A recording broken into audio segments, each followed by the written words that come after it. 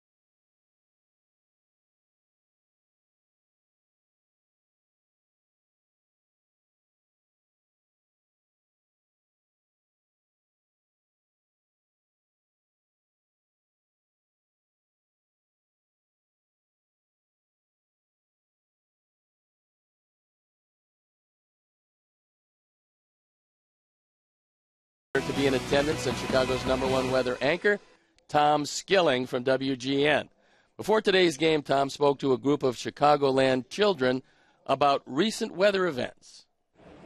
The storm, you see it right there, is shown approaching Tuscaloosa. Now, tornadoes are all different sizes, and they also have different strength winds. Some little tornadoes will have 50-mile-an-hour winds. The big ones have winds that top out around 320 miles per hour. This was a big one. This thing was 1.5 miles across at times, which is humongous in tornado standards. I should explain to you that, tornadoes come from thunderstorms. And thunderstorms produce two kinds of damaging winds. Air that falls out of the cloud, we call those outflows or downbursts or microbursts. You've heard about that. They've caused plane crashes over the years and all. But a tornado forms when air is sucked up into the cloud at great speed. And the air around the cloud rushes in to fill in for it, and you start getting a swirl to develop. What do you do in a tornado? And how does a tornado do its damage? Well, the winds, obviously. But in terms of injuring people, it picks up debris, glass, metal, wood, blows it through the air. They're like projectiles. I've often said that a tornado coming at you is like a wall of knives coming at you. And, you know, when we tell you to protect yourself from tornadoes, there are two things we're trying to do to keep you from being hit by stuff that's blowing through the air, the projectiles. And that's why we tell people, if you're outside when a tornado comes, lay flat, hopefully in a ditch. People in Chicago say, don't the buildings protect us, or doesn't the lake protect us? The answer is no. The circulation of a tornado runs up to 55,000 feet into the atmosphere. And the Sears Tower and the Hancock Building, even our tallest buildings, are only a little over 1,500 feet high. So they don't disrupt the circulation of a tornado at all. Up next, today's lineup and John Dank's first pitch. The final game of the homestand between the Sox and the Twins.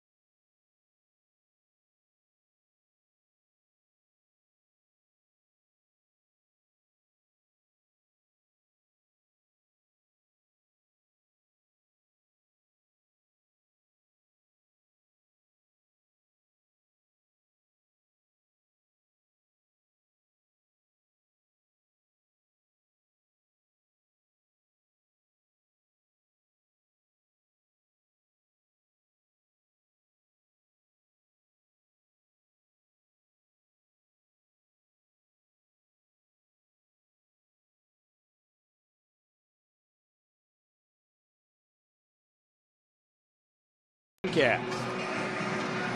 Now we'll take a look at how Ron Gardner is going to line up his Minnesota Twins. Going to be Span leading it off with Tolbert playing shortstop, hitting second, then Morneau.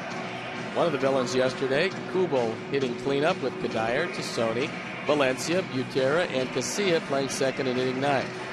The defense, and now they're going to line up behind John Danks, Pierre Rios, and Quentin left to right. In the infield, Ian Ramirez, Vizquel, and Canerco.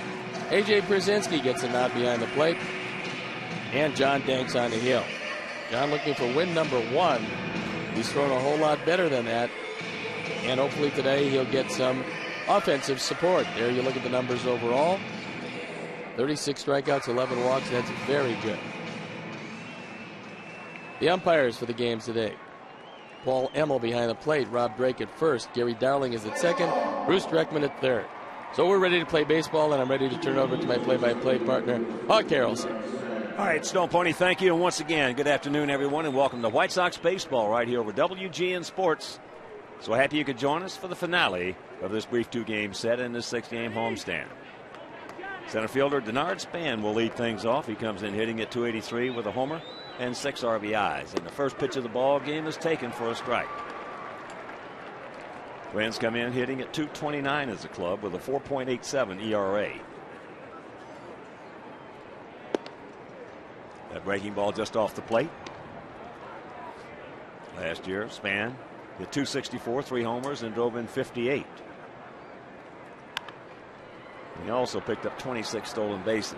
That'll be a souvenir left side. And here at beautiful US Cellular Field, 330 down the left field line, 335 down the right field line, 375 in the gaps, and 400 straightaway center on just a beautiful day here in the beautiful city.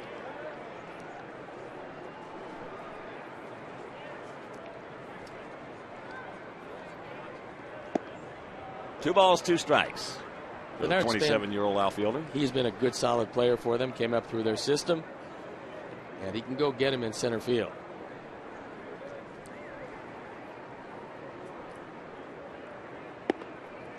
A little high, full count. Matt Tolbert on deck.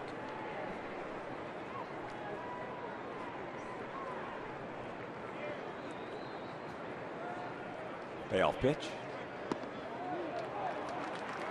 So they had him 1-2 and walks him. So good speed aboard. He's 2 for 2 in stolen bases. Twins, as a team this year, 11 for 12 in that category. Ron Gardner knows that his team is last in the league in runs scored, so you would think they would either use a hit and run or a bunt here, trying any way they can to get Span into scoring position. There it is. Danks barehands it. Now it comes over to Pauly. So the sacrifice, 1-3. Perfect bunt by Tolbert and good play by Danks.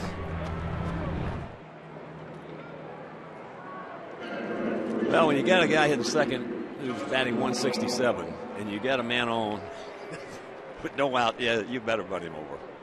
Well, especially with John Danks and the move he has, knowing that your two left-handers are pretty good coming up, although Morneau still feeling the effects of that concussion from last year.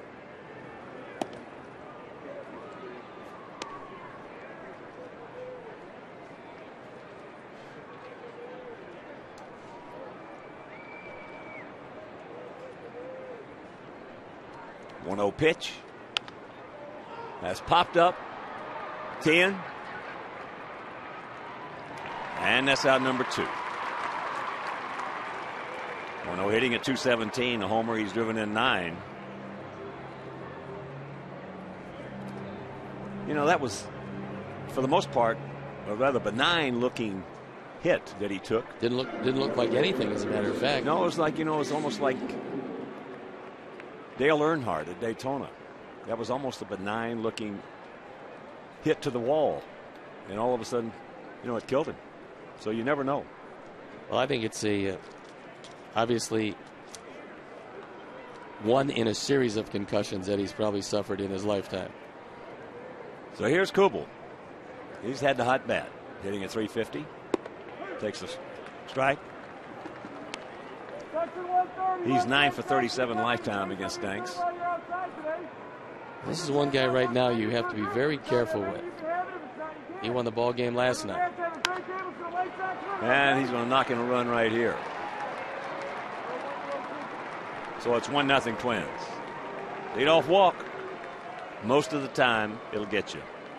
Well, another factor is you get the guy who's swinging the bat the best on the ball club, and that's Kubel.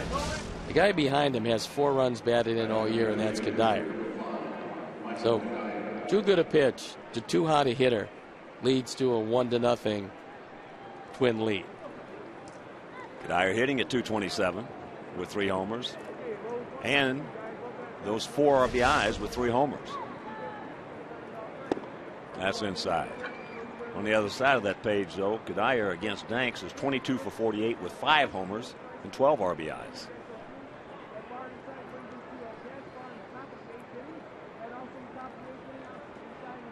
Well, based on balls in this funk that we have been in, we just can't get away from them. Now, leadoff walks, especially to guys with speed, eventually will do you in. We cannot get away from them. We walk them, and they score them. And Ron Gardner does give the 3-0 green light to most of the guys on his ball club, especially when a guy's hitting 200 with 1 RBI behind Kadire. There's a strike.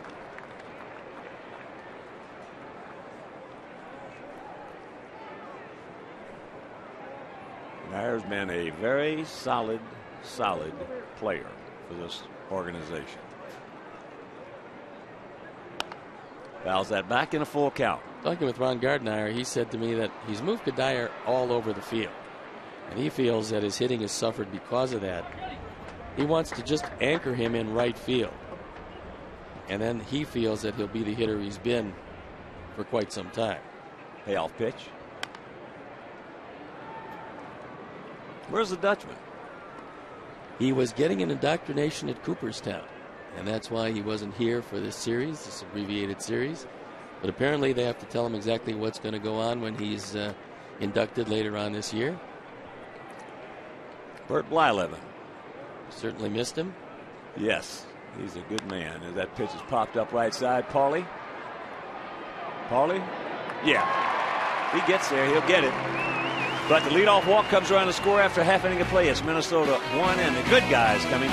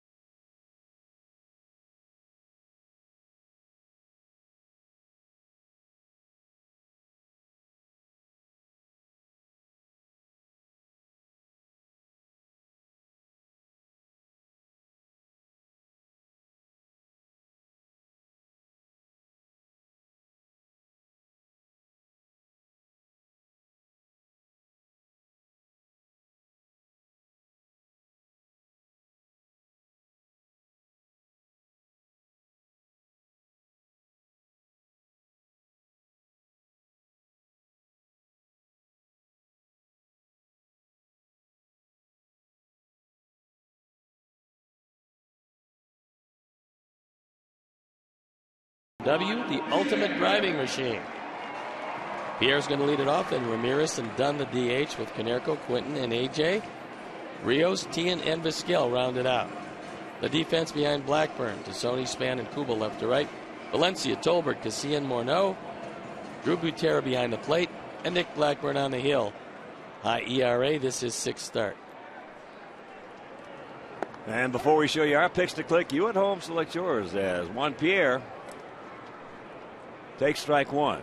One comes in hitting at 248. No homers. He's driven in 8. Takes the bunt, takes the ball. Last night he walked 3 times. Stole a base. That was it. Foul.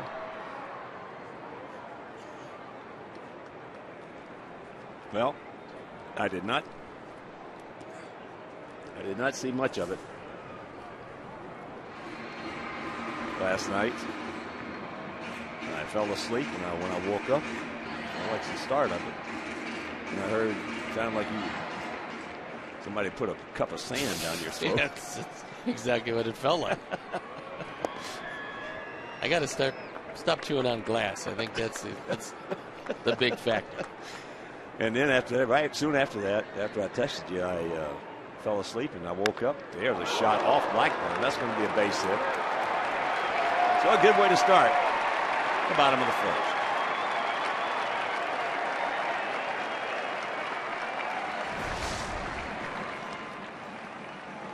This one right back at Blackburn. Looks like the glove might have deflected part of it. Fortunately for him, because it was headed right for the pitching arm. First I thought he got him in the shoulder, but it was the glove. So what can you do now that we couldn't do last night? You can cancel the postgame show. That's it. Watch out. Picked off by plenty. Yeah, easy. He was going on the first pitch. Going on first move. And Blackburn, who has a decent but not a great move, gets it over there, and Juan is hung out to dry.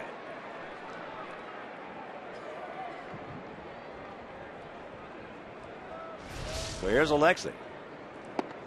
But I fell asleep shortly after that. And the next thing I know, I woke up. Adam Dunn was at the plate and hit a line drive to shortstop.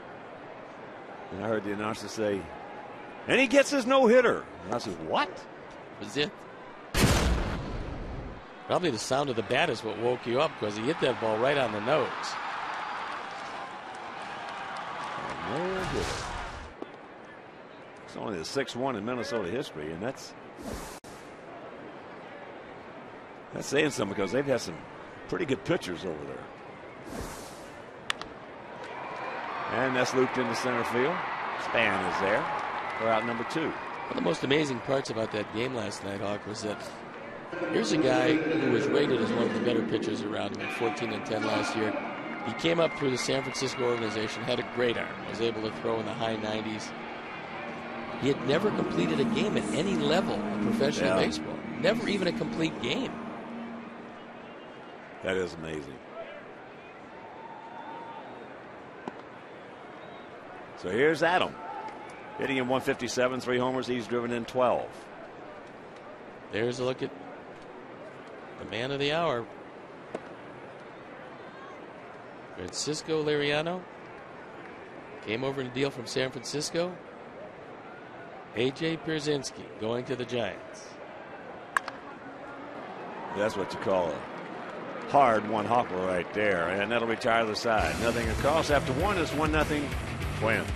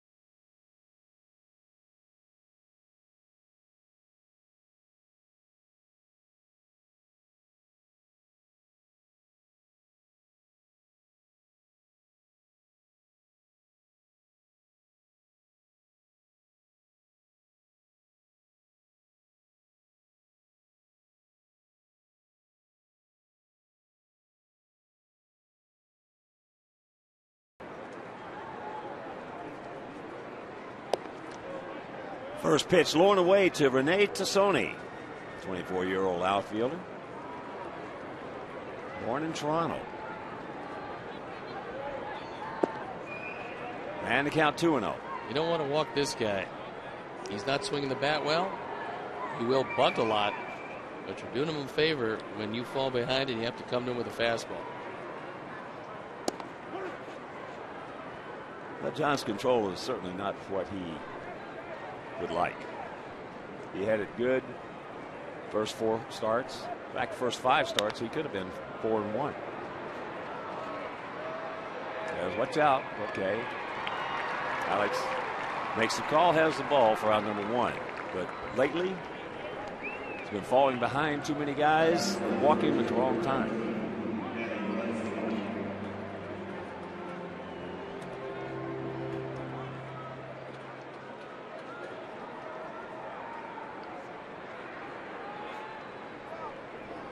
Here's Danny Valencia. He said he made a terrific play. He made one of the big plays in that game. He gave a whole lot of ground on a high hopper down the third base line from foul territory and gunned it across. He's got one of the better arms in all of baseball.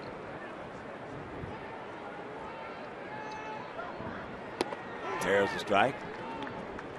Valencia hitting at .214, a couple of homers. He's driven in 13. A big year last year when he hit .311, but this year it hasn't started out so well for him.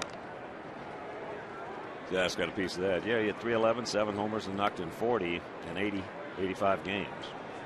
Well, he came up, played a good solid third base, hit the ball well, was using right field a lot. Well, the biggest thing about his 40 RBIs is when he got them. He has some big base hits for that club.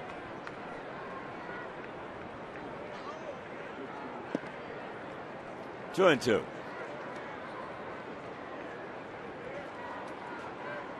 Outfield straight up, spread out.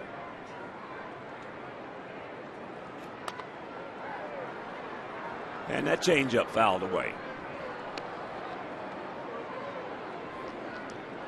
Off day tomorrow, and then we go off on a nice long road trip. 3 in Seattle, 3 in Anaheim, and 3 in Oakland.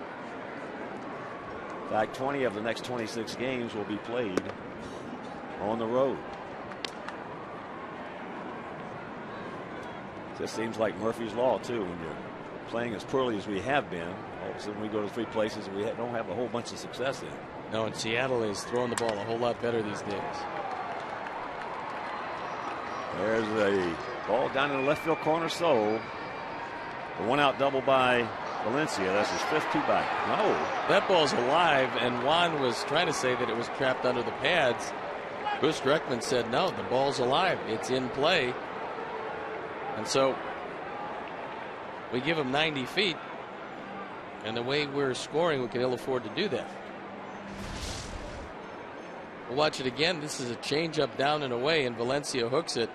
Now, Juan Pierre is trying to motion to Bruce Dreckman that the ball got hung up in the padding. We'll take a look at it.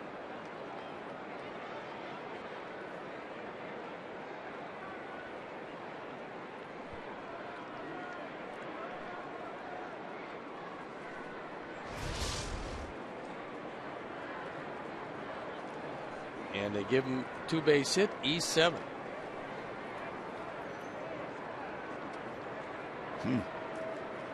Wow.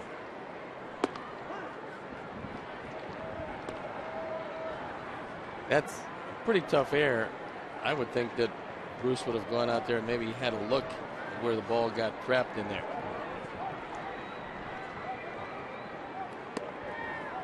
Infield, in on the right side. Alexei just a step or 2 back from being in. And Tien will come in with a pitch. Butera fouls that one off. Yeah, you definitely think that he would have gone out and checked on that. He didn't check.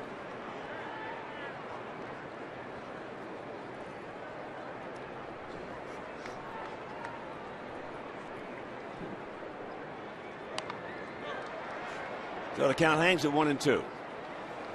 Butera does not have a sacrifice fly this year.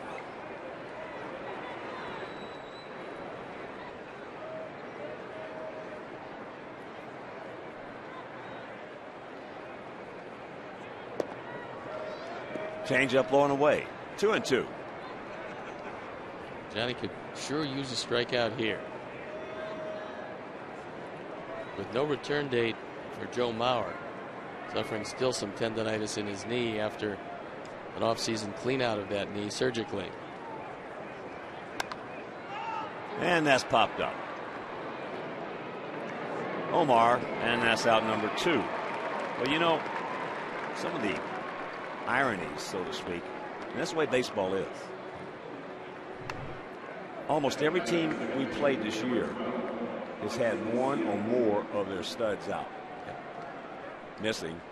In other words, if you were playing decent baseball, you would have loved to have caught them then because you had a definite advantage.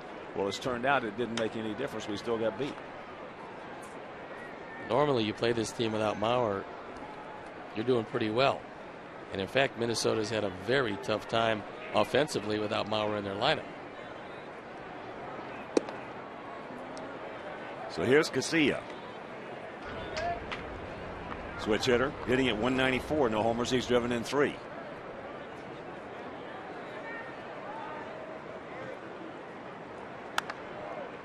And that's a souvenir right side. 1-1. Casilla really struggled at shortstop. That's one of the reasons why Ron Gardner put Tolbert at shortstop, moved Casilla to second base.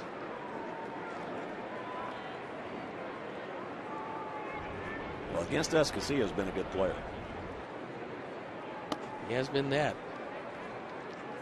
But they're waiting for Shiyoshi Nishioka, a Japanese import who broke his leg. He should be back in 2 to 3 weeks. And there's a little pop-up that Omar will corral, and that'll retire the side. So he pitches over the double in the arrow. After an inning and a half, it's still 1-0 Minnesota.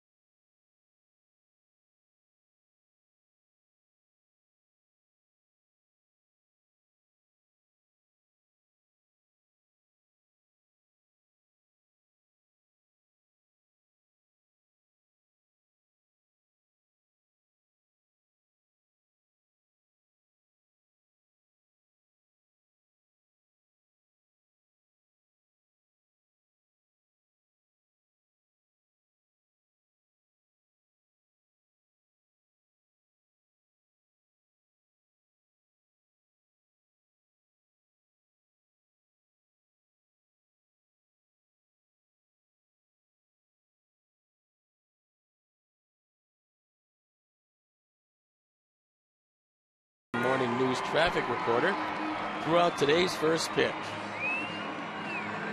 Now she made it all the way and then some. Not a bad arm. Chasing Mark Burley back, but look, she kept it in the air all the way. 1-0 Twins here in the bottom of the second. It'll be Konerko, Quinton, and Pierzynski. Takes that one low and away. Paulie hitting at .298, 8 homers, 24 knocked in. Lifetime against Blackburn, 7 for 35. And Blackburn was good. His sinker was terrific, his slider was terrific, but he hurt his elbow last year. He had to concentrate on the straight change. If the slider comes back, he can still be pretty decent. 2-1.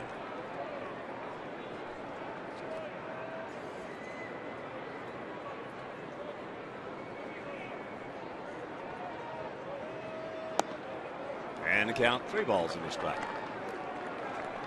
Well, he does have 1 homer against Blackburn.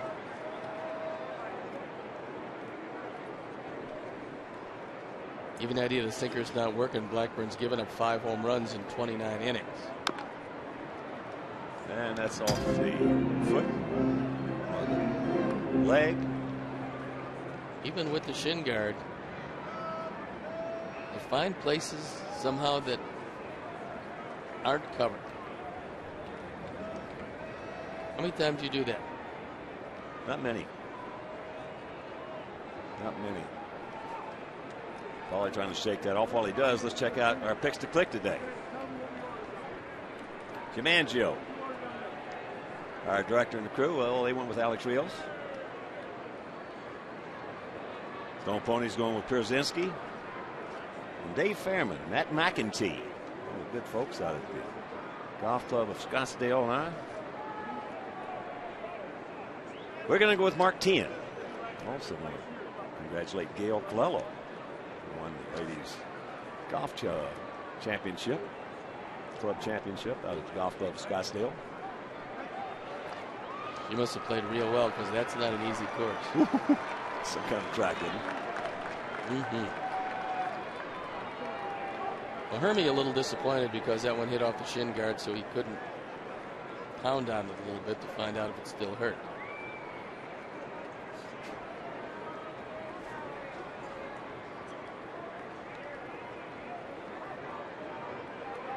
Paulie checking to see if it's a full count. Paul Hamill says it is. And the payoff. And that's ball 4. Well, the dreaded leadoff walk. This time for our side. And that'll bring up Quentin. Oh, the last time that I swung a bat was in a batting cage down in South Bend. About 30 years ago. And I just nailed it right on top of my left big toe. That was it. That is the only time I've ever hit my foot because my hands were so slow. I was in a batting cage long after I retired. And it's awful. I had to get out the paper clip.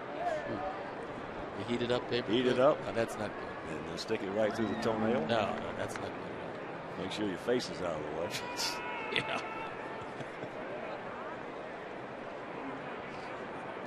Butera goes out because Blackburn's had some problems missing with his sinker. Not just today. 1-1 to count. Quentin at 283. 6 homers, 17 knocked in. 9 for 22 lifetime off Blackburn with a homer. This should actually be a very good matchup for Carlos because he loves the ball down. That's where Blackburn throws it. And over to second. They get to force on Paulie. 1 out. Nice play by Tolbert.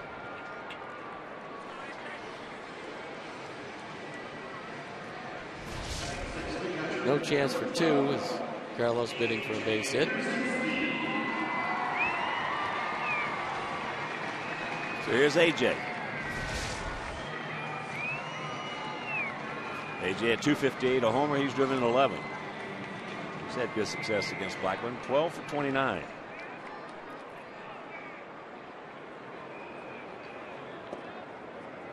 And of the 12 hits, all of them have stayed in the park.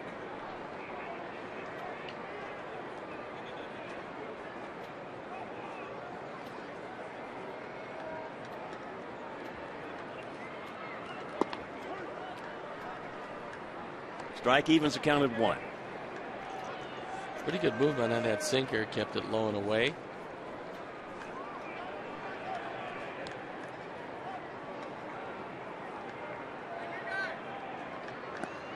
And that's too low. Sox trying to get some kind of a rhythm going with the offense. It's easier said than done. Everything in baseball is contagious. Offense, defense, pitching. There's a shot. And they get him. So a bad base running play right there. Just doubled off, and that'll retire the side.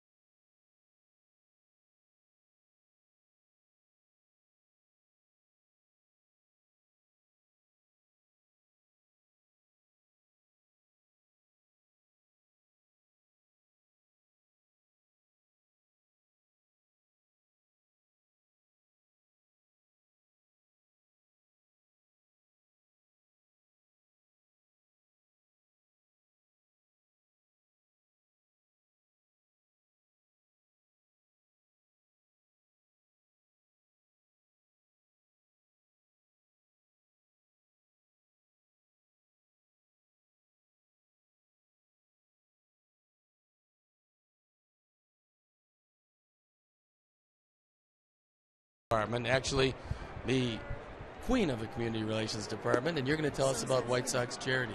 Yeah, we have a really exciting initiative, Steve, that we're kicking off today. You know, fans are always asking us how they can get involved and help support some of the things we do in the community. So we're launching a text to give program. So fans can text PITCH, the word PITCH, to 50555 for a $5 donation to White Sox charities. Every little bit helps, and it helps us support so many organizations in the community. And so certainly those who text a lot probably could actually wind up giving more. I would hope so, but even if people can just do it once, it's a great way to be a part. You know, earlier today, we welcomed 39 different nonprofit organizations, all of whom receive funding through White Sox charities. They're making amazing difference in the lives of people in our community. So this is just a little way for fans to be a part of all that. So again, it's pitch to 50555 and help Chicago White Sox charities. Thank you, Christine. And we have Family Field Day coming up. Fans might have heard. And yes. The garage sale, yes. Both events take place on Saturday, May 14th. We have 3 field sessions available for Family Field Day. We still have reservations being taken. They can go to fans can go to whitesox.com to learn more about that. There is a charge for Family Field Day, but we think it's an affordable. It's $25 for adults and $12 for kids, and you get to spend an hour out on the outfield grass and running around in the bullpens and in the dugouts. The garage sale's free, and we sell lots of cool stuff, so we encourage everybody to make a visit to the ballpark on Saturday the 14th for those events. Well, thank you very much. So text and visit the ballpark, and Chicago White Sox charities will be the beneficiaries. Thanks, Steve. And the count 2-1 to Matt Tolbert, switch hitting shortstop. Had a sacrifice bunt back in the first inning. Tolbert celebrating his 29th birthday today. 2-2 the count.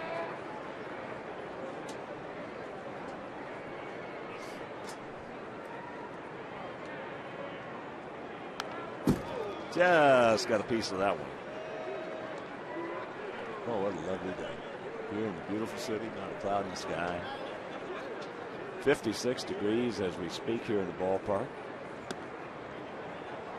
And a full count.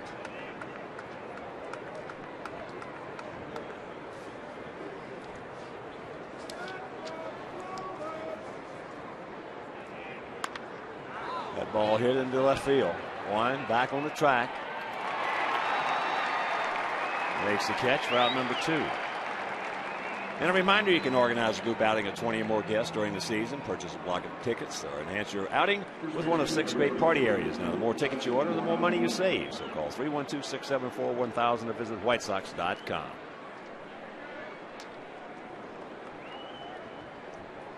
Here's Morneau, fouled out to Martian. Not much of a swing there. Morneau was fooled.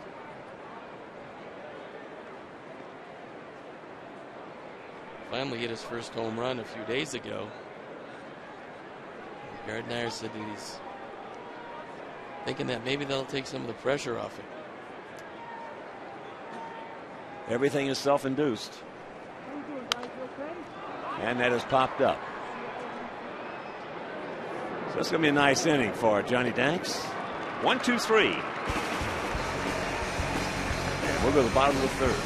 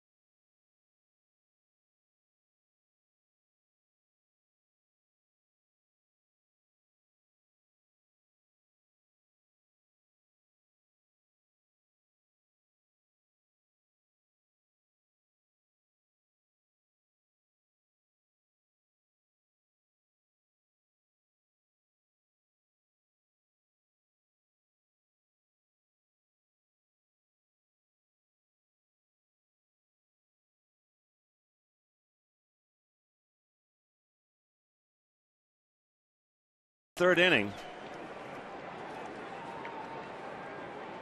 We have had 2 base runners, but he's only faced 6 guys. Pick off of Pierre and then the double off of Quentin last inning. The 0-1 pitch to Rios. Stay in the air. Stretch. Back. Looks up. You can put it on the board. Yes. Yes. A solo shot for Alex, number 3 on the season, and this game is tied at 1.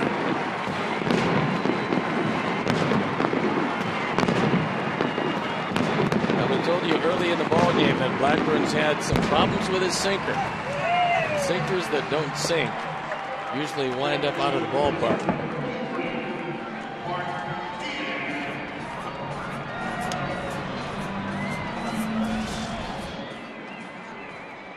Take another look at it.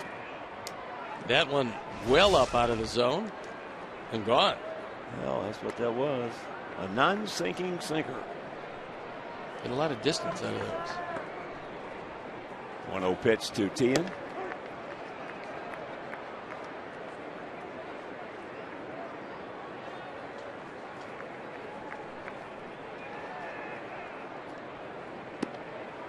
And the count 2-1. Mark at 256. Homer 3 RBIs and 3 for 18 lifetime off Blackburn. 3-1. Now he's got the catbird seat.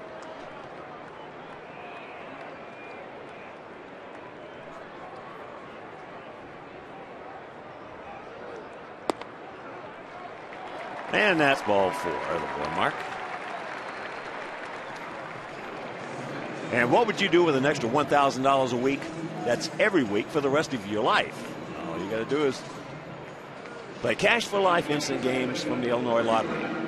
You keep living, and they keep giving. $1,000 a week for life. The longer you live, the more you get. Remember, you can't win unless you play. Steve. Oh, I'm ready. Omar takes a strike. I'm waiting for the big jackpot. So you can get your ticket. Yeah. No sense using all your luck on the little jackpot. The 0-1. That's inside.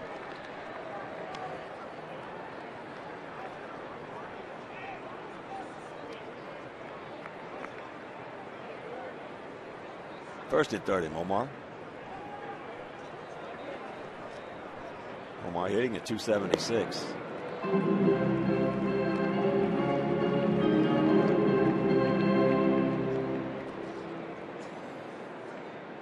Blackburn is not a strikeout pitcher, so you could use a hit and run in this situation.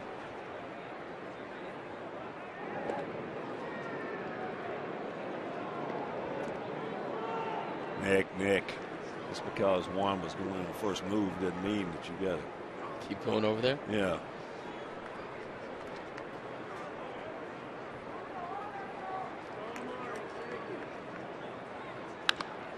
Uh-oh. The return throw, not in time. That little bobble cost him the 3-6-1.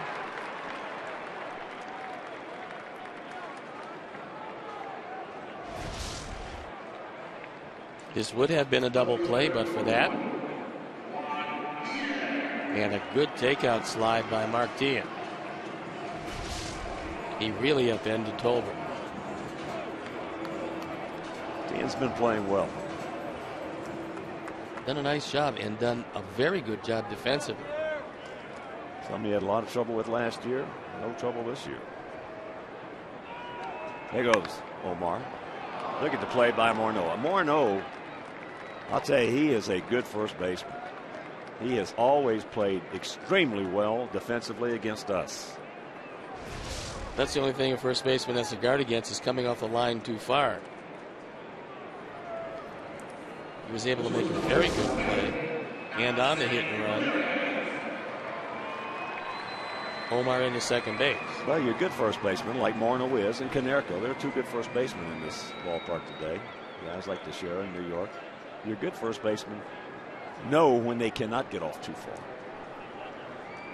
your inexperienced first baseman, invariably that would have been a double. Because they're trying to show everybody, mainly their manager, just the kind of range they got. How much range to their right. Yeah. Minnesota has a day off, and then they go to Boston for 4.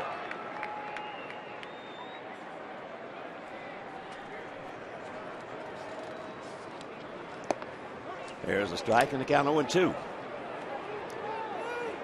And a reminder, you can join the White Sox Volunteer Corps, a team of fans who will work side by side with us in our efforts to make a difference for others. Together we can be a powerful force for change. Are you all in? Please visit whitesox.com/volunteer corps for more details.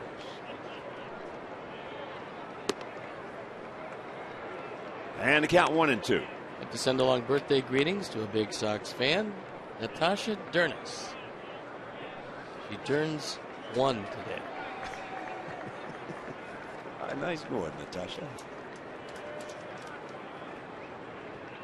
Try to go back in there. And the count 2-2. Adam Dunn on deck. Adam hit the ball very hard last time. In fact, he's been hitting it a whole lot better lately. Doesn't have a lot to show for it, but it's starting to come around. As he gets him, we have completed 3. We are tied at 1.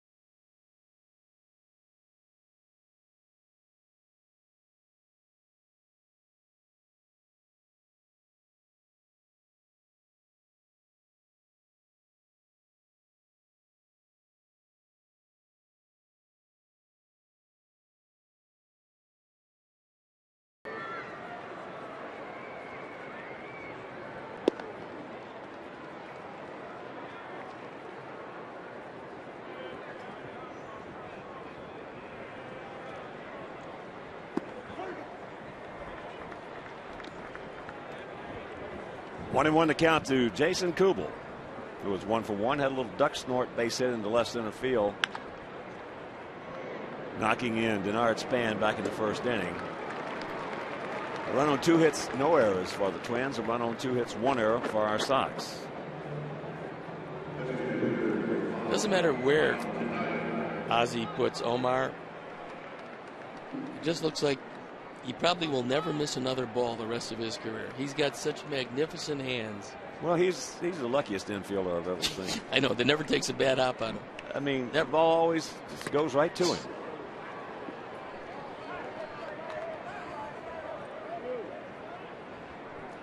Sandy Koufax was just the luckiest pitcher I ever saw, you know. Right.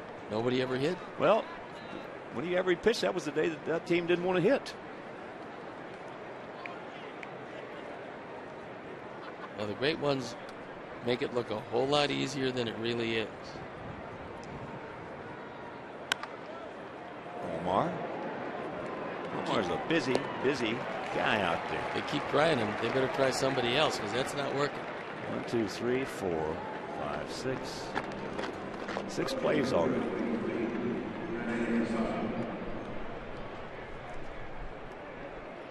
Six out of the last 7.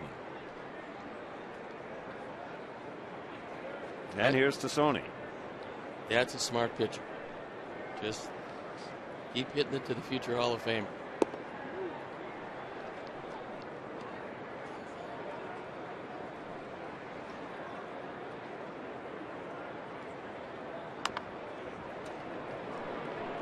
They will. They will. And he will. Quick, 1, 2, 3. That's 8 in a row retired by Danks. And we're tied at 1.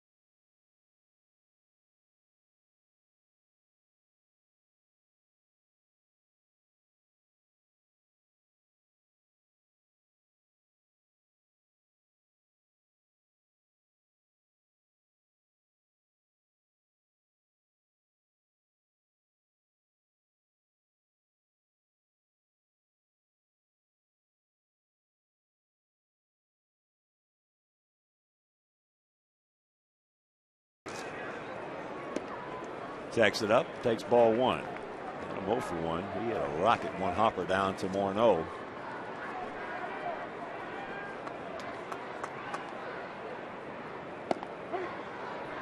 And the count evens at 1.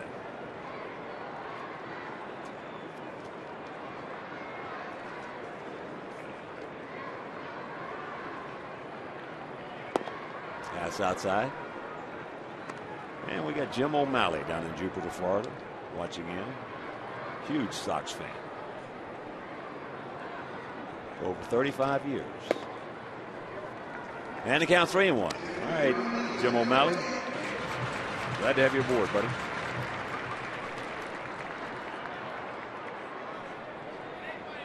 Right here, Adam. Ball 4. Third walk issued by Blackburn.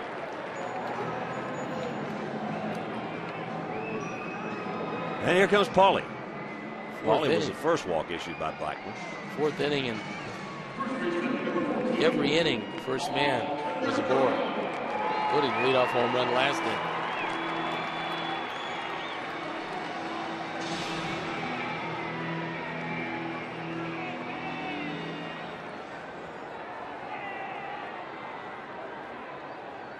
Curveball.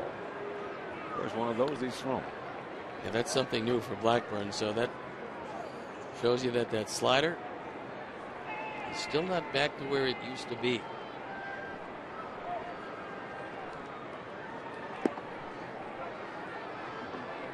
Twins put Jim Thome on the 15-day disabled list. I talked to the big guy yesterday. He was supposed to play, and then he had an oblique problem.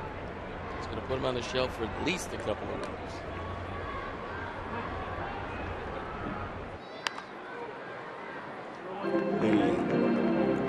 The designer injury for the last couple of years, the oblique. Never heard it until maybe, 10 years ago? I played 6 years with a battle blade. I know how painful it can be. Especially when you cough. Good check by Paulie, 2-2.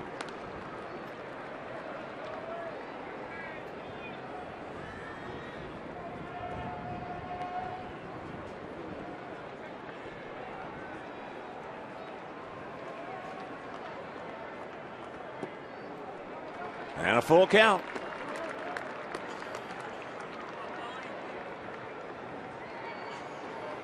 Carlos Quentin in the on-deck circle, waiting for his opportunity.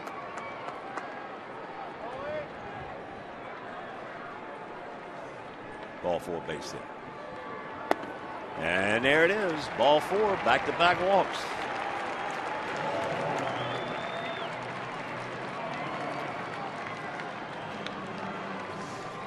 Well, this is very far from the Nick Blackburn that pitched game 163. Lost that game 1-0. A Jim Thome home run. Right in his ballpark. And who pitched for us? It was Johnny Danks. Johnny Danks. Rematch. That was just an unbelievable performance on both ends. And a great outcome. So here's Quentin.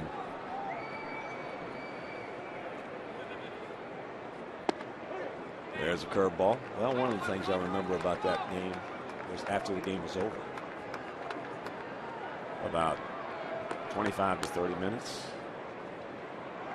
Ron Gardenhire walking over underneath the runway over there to go over to our clubhouse to congratulate Ozzie. Well, I think both of these managers have a tremendous amount of respect. They do. For not only the opposing manager, but the respective organizations. They do. Two of the best organizations in sports, not just baseball.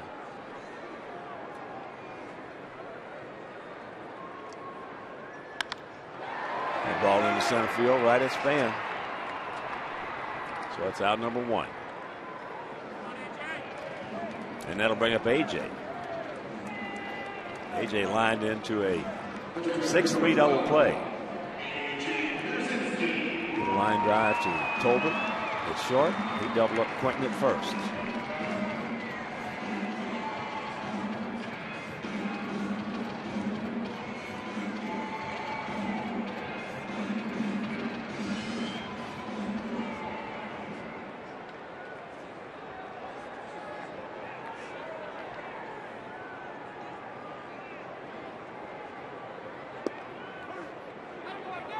Called it a strike. AJ looking back at Paul Emmel, but that ball was a touch wide.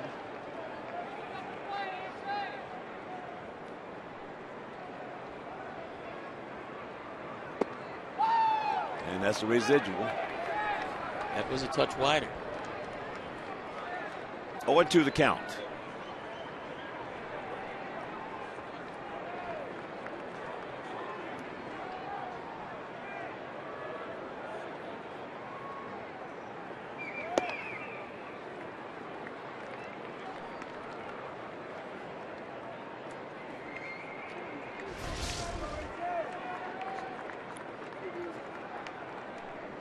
All 3 pitches have been just off the plate. That ball hit hard in the center field, right at Span. So AJ 0 for 2, and he's hit right on the money both times. And a reminder, keep an eye out for Dog Day, presented by Hills Pet Nutrition. That's Tuesday, May 17th. Sox against the Rangers at 7:10. Visit hillspet.com for more information. That's Tuesday, May 17th, Dog Day, presented by Hills Pet Nutrition. Hello, Dog Day. Me too. I invited Larry to come, but he couldn't find 3 seats in the economy section.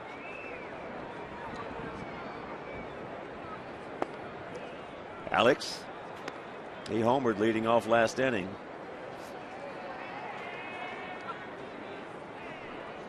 Got a high sinker. Hit it out of here. Outfield fairly deep and straight away. Best slider Blackburn's thrown. That was best when he's thrown.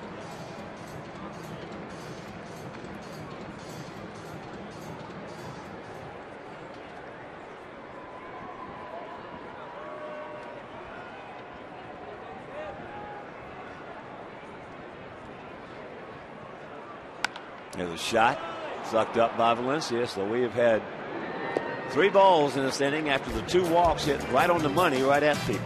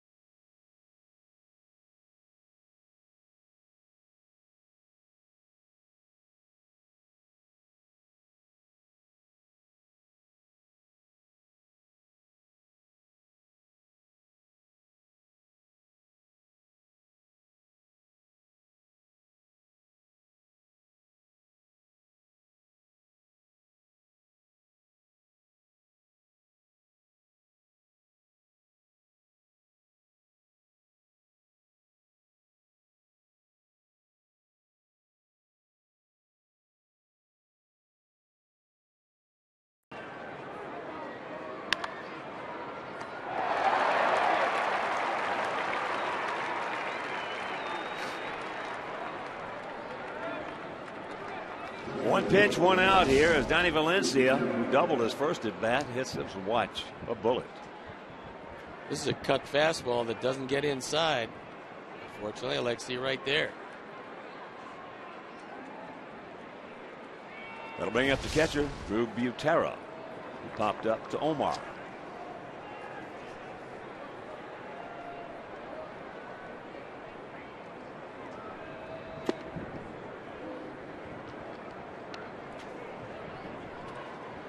That was a very big out at the time because Valencia was third with only 1 out. And Butera couldn't bring him home.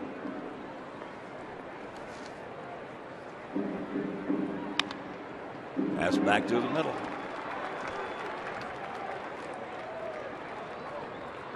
So 1 out, 1 on. And a reminder, Chicagoland viewers, how would you like to win $5 footlongs from Subway? Just be the 500th texter to text Subway to 97999. So go to WGNTV.com for complete info and rules.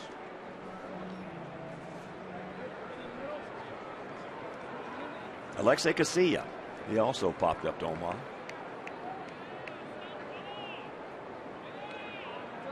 Only one other game in action. That's Houston at Cincinnati.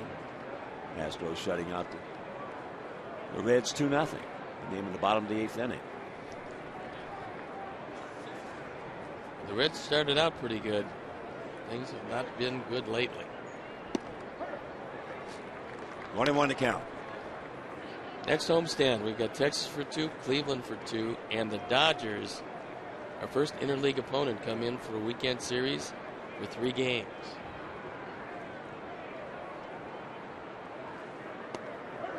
And the count 1-2. Dodgers have Andre Ethier with a 29-game hitting streak. Well, they're just getting underway out in L.A. as they host the Cubs.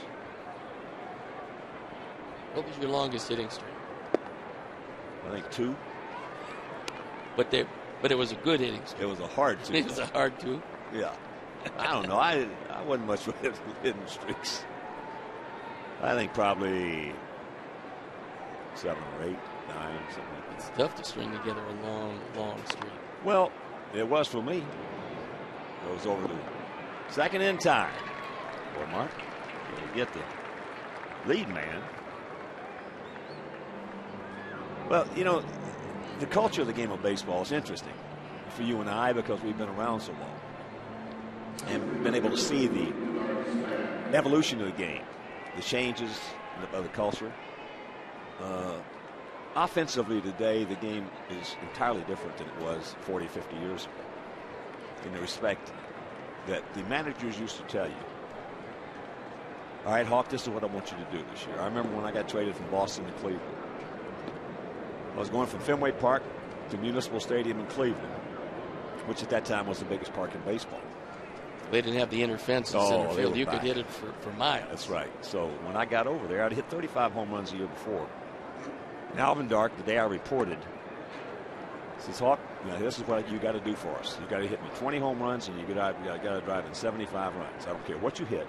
Just hit me 20 home runs and drive in 75 runs. If you do, we're going to have a chance. That's what managers used to do. That's realistic. Yeah, they would tell you. He said, because this park, if you hit us 20 home runs and drive in 75, we're going to be in good shape. But today, the managers don't do that. They don't tell hitters, you know, have a meeting with them, spring training or anything, and say, this is what I need from you, blah, blah, blah, blah. Just go out and play your game is what they tell them. But they used to designate. So you had a different mentality as a hitter, especially in a big ballpark. They got him picked off. Paulie was what? New. Perfect throw. And that'll retire the side. We're halfway home, tied at 1.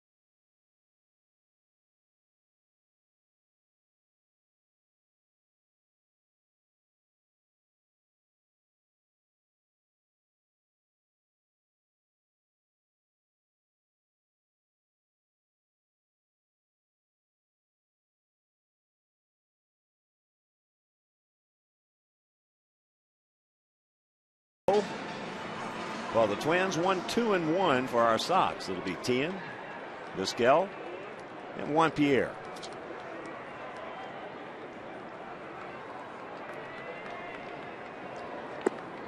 But getting back to the culture that has changed, as we were just talking with Bob Vorwall, our executive producer for WGN Sports, in between innings there. In certain situations, if I would take a walk, for an example, I'd get, after the game or after the inning was over, I'd come back to the dugout or whatever. I've had managers come up to me and say, why did you walk? You could have hit that pitch. You fouled it off. Run producers should be out there to produce exactly. runs.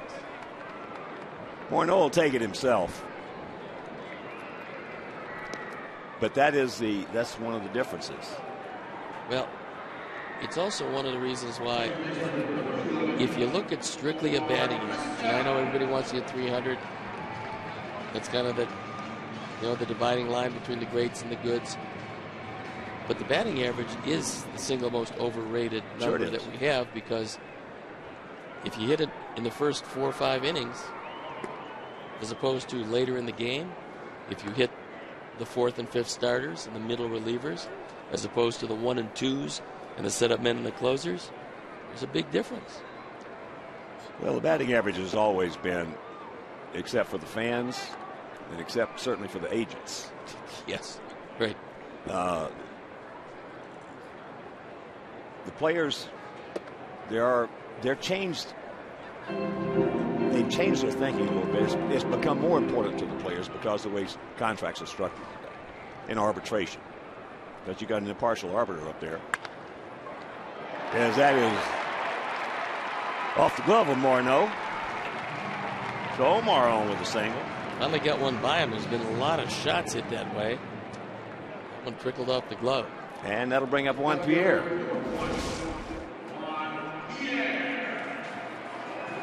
Omar crushes this ball.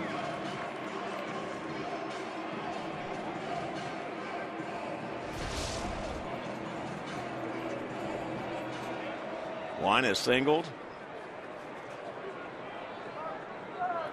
And he is gone out to first.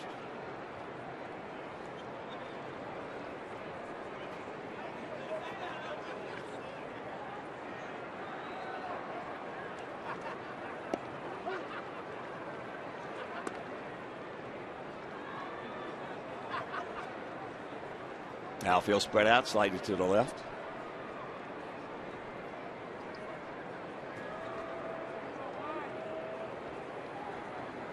There goes Omar. He gone. We're getting them on, but they keep getting them out. Well, throwing them out, picking them up, yeah, doubling them up. Butera is a call it, catch it, block it, and throw it guy. Not going to hit much. But this is a good solid throw and arrives in plenty of time to cut down Omar.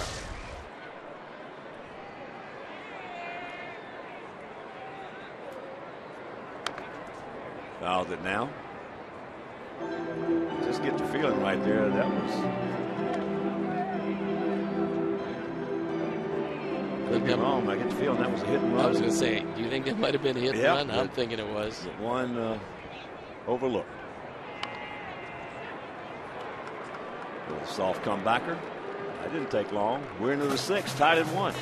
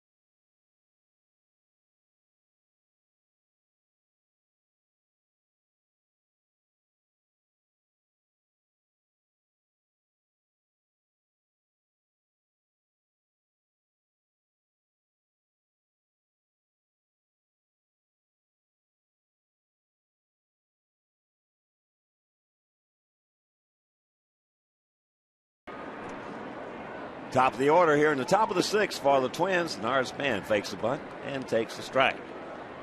He has walked and scored. That was in the first inning. It's the only walk that Johnny has issued. Then he grounded to Omar. Short into center field, and nobody's going to get it. A good effort by Vizquel, but you could tell that Rios had no chance. He was playing fairly deep. Span on occasion could put a charge into the ball, and Omar gave it his best shot.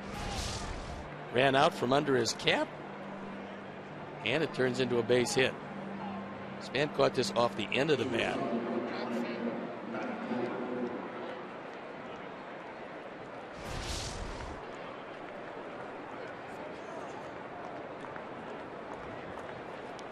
Here's Matt Tolbert. Sacrifice bunt, and then he went out deep to left field. He's going to sacrifice again.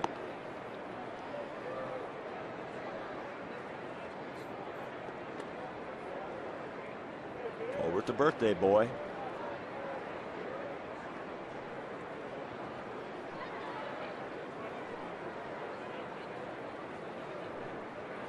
Outfield straight up, spread out.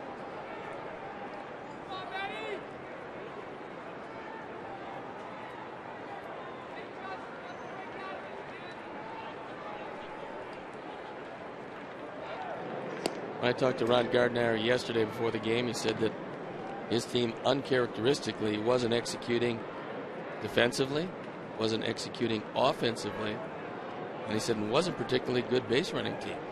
Now that's really unusual. And I said, are you talking about our team? I said, are you talking about our team or are you talking about your team? He could be talking about them both. There's a good bunt right there. Nobody is covering. Everybody's safe. But it's something you just That's just don't what see. you're talking about Gardner is saying. That's exactly right. You know, they give you an out. You've got an out.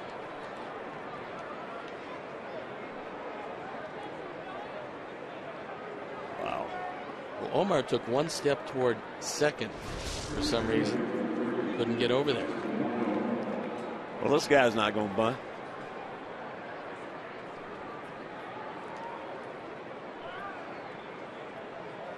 Here's where the pitcher has to pay the price. They give him a hit. That should be, in my opinion, a fielder's choice, but it's not. And there's the strike. You think we'll ever see that category team error for something like that? Yeah, it'll happen. It's just too much common sense involved. You know, it will happen. Pitchers have had to pay the price for so long. As that ball is into right field. Quentin back. Now, right in front of Jackie Robinson. Here's the throw into second base, not in time, so Morneau gets the job done. Pretty good base running on the part of Tolbert. You know that Span's going to move up. He's going to move up without a play. And for Tolbert, he took advantage of Carlos being back on the track. Well, here's a guy you don't want to mess around with. Now, he'd just as soon walk this guy in this situation, but we'll see what Ozzie has in mind. The infield is back.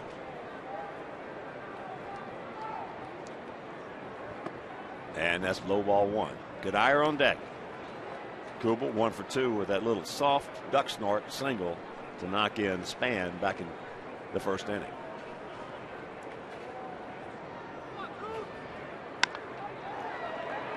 And that's in the left field. So Span will score his second run of the game, and they lead it 2-1. Kubel will drive in his second run of the game. There's another difference in culture, so to speak. That base hit that Span got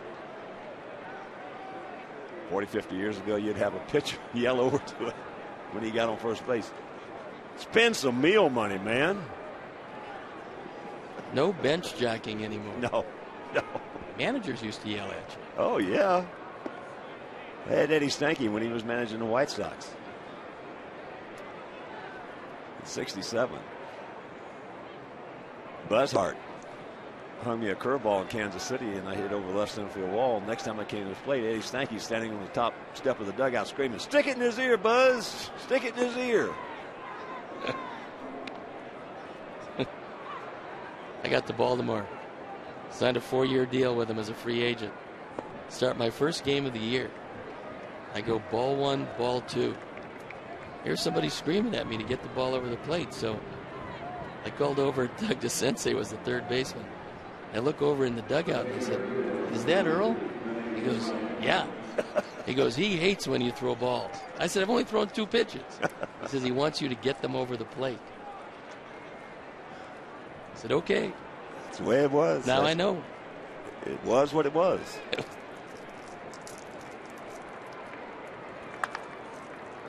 And that is foul. That is foul. Tassoni has gone out to center and grounded to second.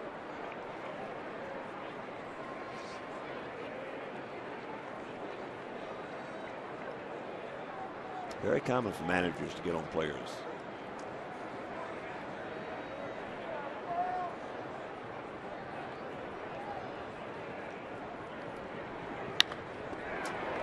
And that's a base hit. And it's a 3-1 Minnesota lead.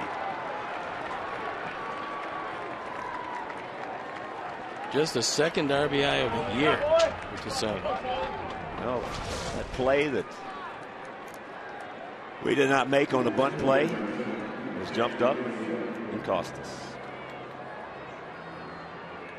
giving any major league team, even one struggling as mightily as the Twins, more than 3 outs in an inning will eventually do you in.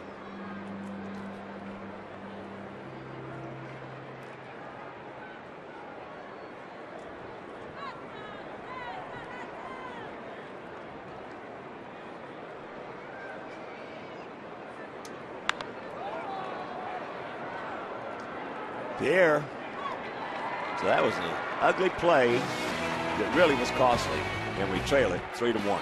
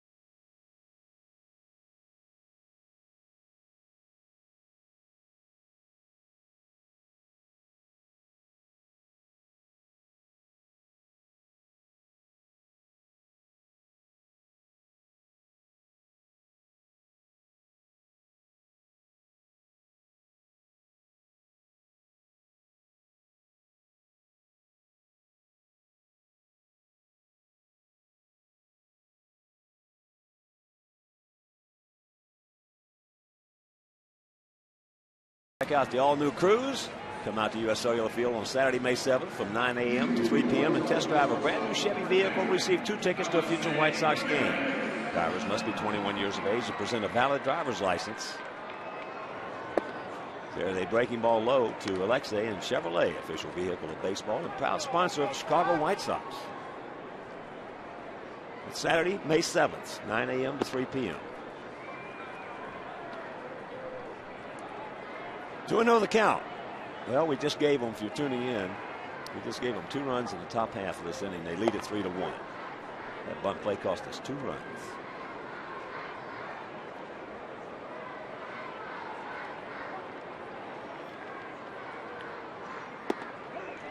And Blackburn, like Liriano last night, Liriano threw the no-hitter, obviously, but walked 6 guys. It was fairly generous. Blackburn hasn't had particularly good control today either. He has walked 4. He walked 2 to start off the 4th inning. And threatening to make it one more here. And he walked the first 2 guys in an inning. Can get out of it? With 3 line drives. Just got a piece of that one.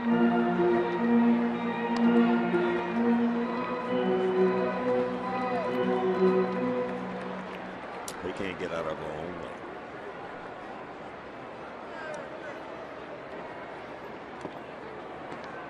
Just did get a piece of that one.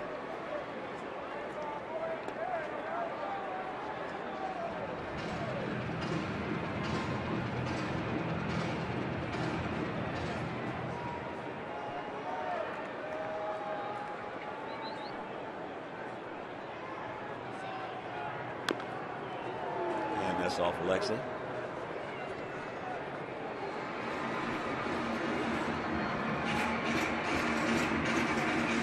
Take a look at the shape of the pitches. Alexei trying to pound him down and in. Everything's been down in the at-bat. Most of the pitches have been in.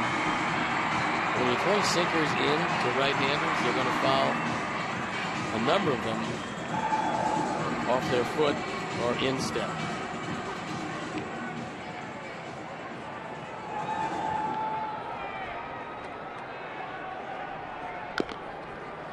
Well, there's one way to combat that.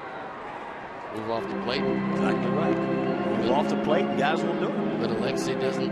He doesn't move they won't for anybody. move. You can move off the plate to where anything inside you don't swing at. And now, but now if you're a right-handed hitter off Blackburn, now you got to beat him to right and right center.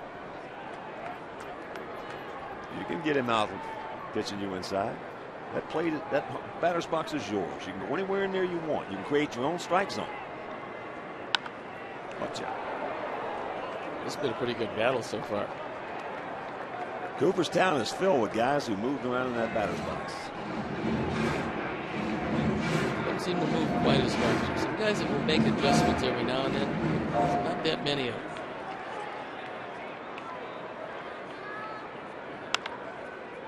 Down to Valencia. 1 out. You know, I was thinking Stone Pony driving in this morning. Trying to think back with every club I've played with. First of all, I never played on a team that had better talent than this White Sox team we have this year. I never played on a team that was better talent-wise than this club. This might be the best team I've ever seen play this bad for this long in my whole career. Well, individually, if you take the career numbers of all of these guys, assuming that they get to those career numbers, it pencils out to a very good team. But well, collectively, to this point, they haven't done much. I would still be, really shocked if we did not win this division. This is a good ball club. They will come back. But, to go this long, 31 games now, this is 32. That softly hit up the middle. Nice pick right there by Casilla. And they get it. Nice play. Well, that's a terrific play. Casilla winds up on his back at shortstop. And they're able to get done on a good pick by Morneau. So all the things going wrong defensively for these Twins are not in evidence in this very short series. So here's Paulie. Paulie has walked twice.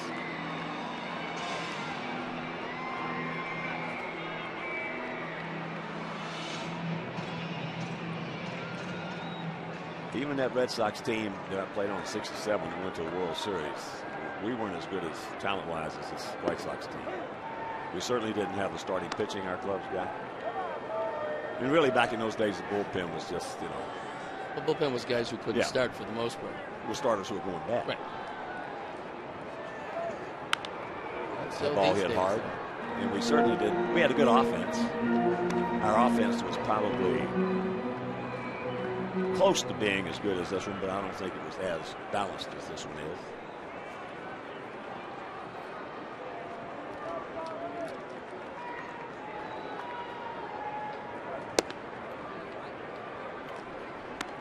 That's why they call it baseball. And it's pretty much a game of show me. That's why you got to play it. You can talk about you got a good team. The league will let you know when you're a really good team. And I don't think the Indians are going to play 700 baseball the rest of the way. But right now, nobody can convince them that they're not playing real well. Maniac has got those guys thinking they can beat anybody. And that's what it is. Manny has done a fantastic job turning that mindset of that ball club, maybe that whole organization. Well, they've won 7 in a row. They're 20-8. They're 13-2 at home. 7-6 on the road. You look at the numbers there. They lead by 4.5 games over KC. They beat Oakland in Oakland. That's a good trick. They beat them 4-1. Carmona threw a gem. That's outside. Well, as we say, we talk about, it's not who you play, it's when you play.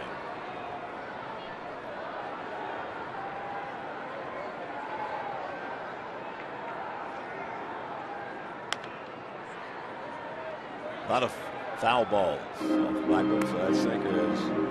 He's going to straighten it out. Yeah, it's come back to him a little bit. Got movement. But they've been 3 very good battles between Paulie and Blackburn that Blackburn has lost twice by throwing it low and out of the strike zone. Another ground ball. Tolbert. And that is an easy 1-2-3 inning with 3 ground balls, and we trail it 3-1.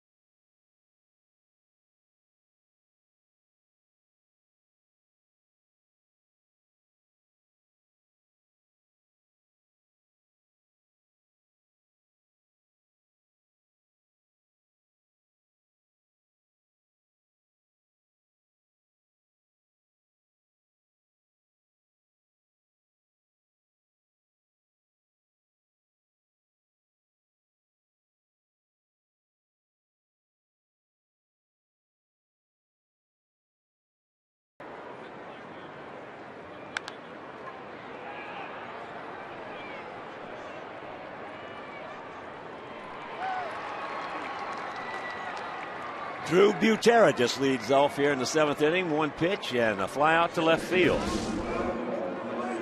Butera 1 for 3. Swings it 1 down. Easy way to get the first out. So here's Casilla.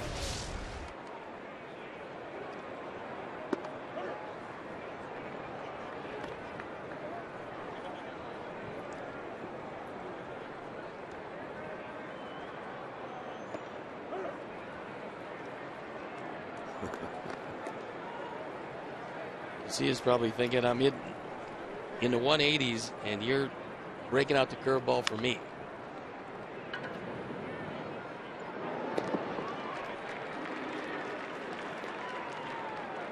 Watch the White Sox this week, brought to you by Lincoln Mercury. It's from Seattle on Friday, CSN, 9 p.m. Saturday, WGN at 7:30. And Sunday, CSN again at 3 p.m. That's your Lincoln Mercury upcoming schedule. Well, we talk about the teams. It's not who you play, it's when you play them. Pitchers the same way. It's not who you're facing, it's when you're facing them. And we're facing some guys that have really been struggling and making them look like Cy Young. Span just flips that one in. That's part of his arsenal now. A little duck snort here, a little duck snort there. In a good leadoff hitter. Yes, he is. He's a good player. I talked to Gardy about his team. He said that we're obviously having a tough time. We're last in the league in runs scored. He said, but Span and Kubel are the two guys who have been really consistent for him all year. Here's Tolbert. Sacrifice bunt. Went out deep to left, and then another sacrifice bunt that turned into a base hit. Omar forgot to cover first. As it turned out, that play cost us 2 runs. That is a difference in the ball game to this point.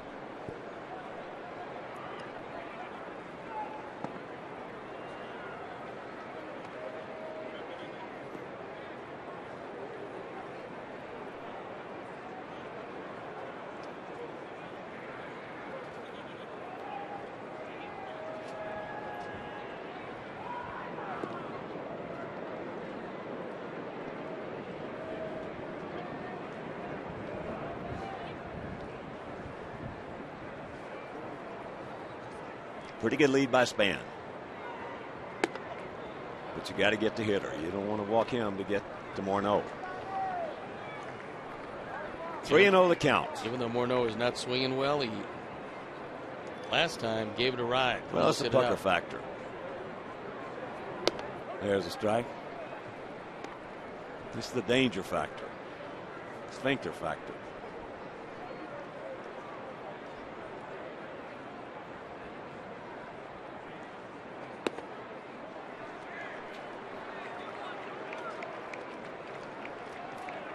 Third walk issued by Danks.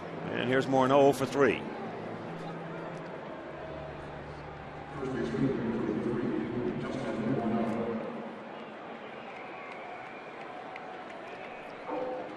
Morneau last year, before he got hurt, was hitting .345, 18 homers with 56 RBIs.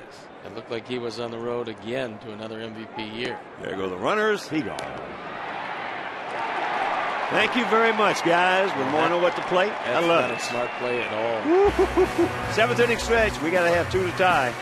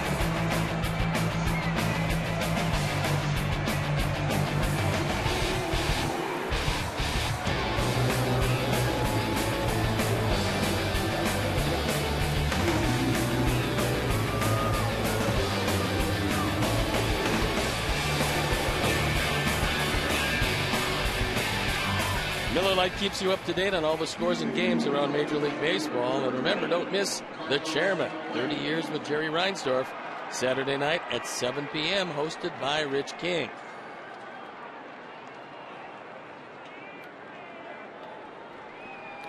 Well, we just got a huge break right there.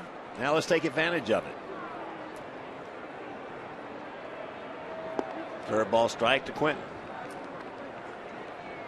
He is 0 for 2. He's hit into a 6-4 fielder's choice, and then he lined out to center field.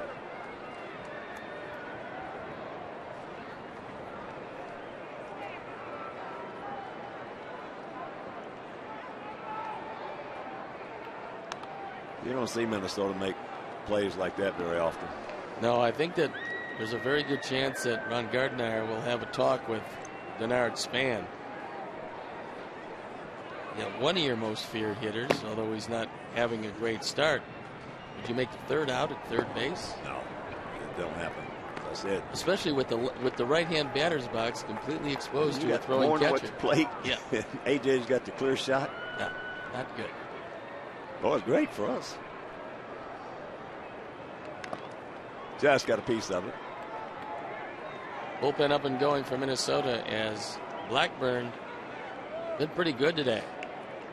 1 run on 3 hits. His control hasn't been great, but he's starting to throw a lot of ground balls. Watch out. He didn't want to do that. He did not want to hit him.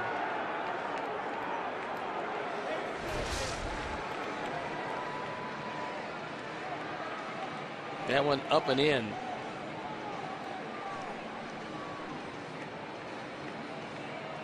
That hurts right on the tricep. And it brings a tying run to the plate. So when you have a guy down 2 strikes, you got to put him away. Now, anytime you got a 2-run lead in the bottom of the 7th inning and lead off hitter, and you got him 1-2, you're not trying to hit it. No.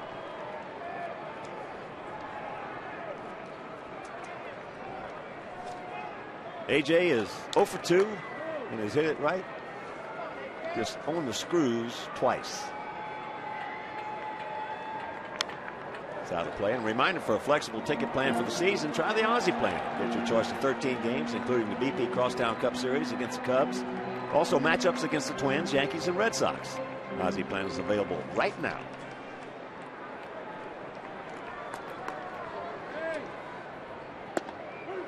Here's a strike. That was the first man that Nick Blackburn has hit this year. And for Carlos, he's used to getting hit. That's 8 times. And this should be. Carlos going in hard, trying to take Tolbert in left field, and he just jumped over him.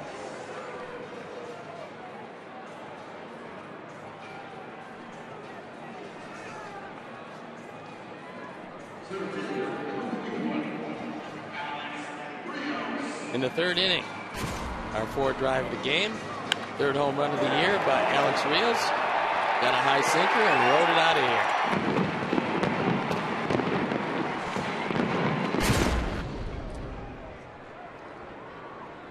here. And of course, with that home run by Rios, the Alex Nellius family will donate $100 to White Sox charities for every Sox home we hit throughout the course of the season.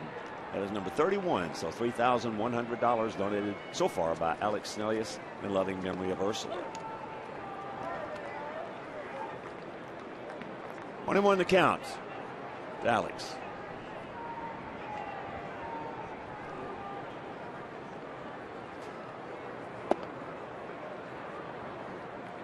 Two and 1.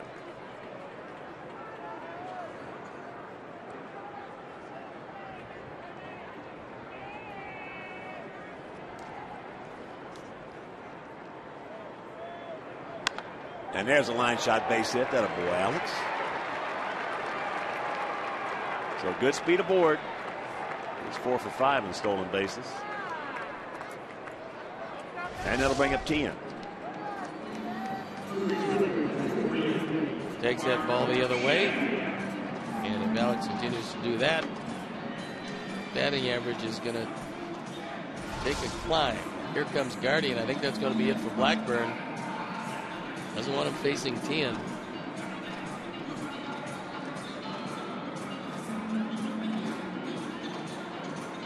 Yes, he has made the goal. All right.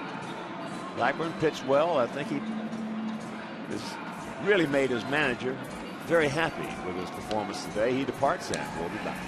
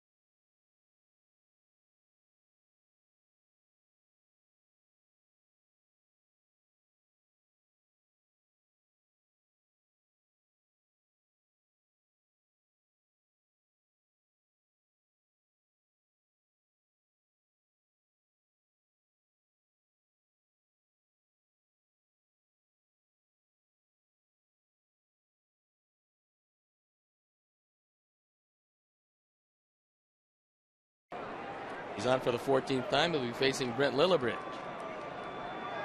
First pitch. That got him. That hit him. So Lillibridge will go to first base. Tying runs aboard with 2 down here in the bottom of the 7th.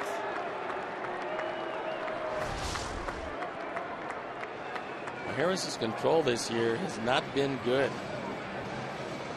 Came in with 8 innings of work, 7 walks. That time he just bounced one right off the shin to Brent Lillibridge.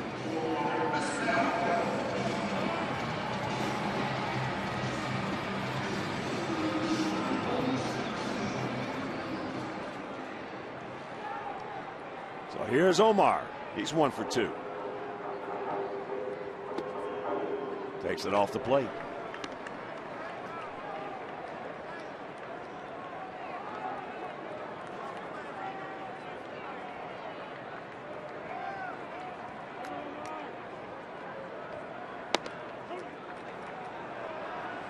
And the count 1-1.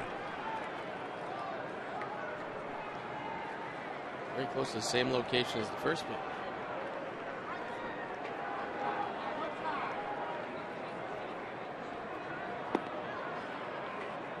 He did not go.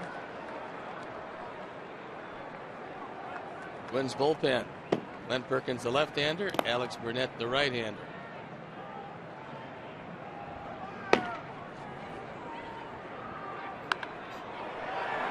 That ball. Stay fair. No. At the distance. Fortunately, it hooked in front of the pole. So 2 out, 2 on. 2 balls, 2 strikes. Omar.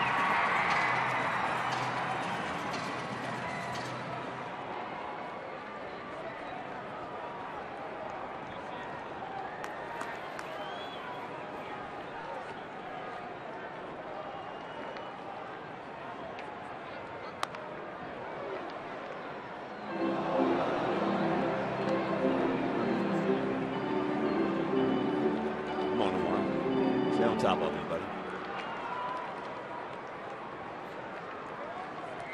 Kubel short out there in right field.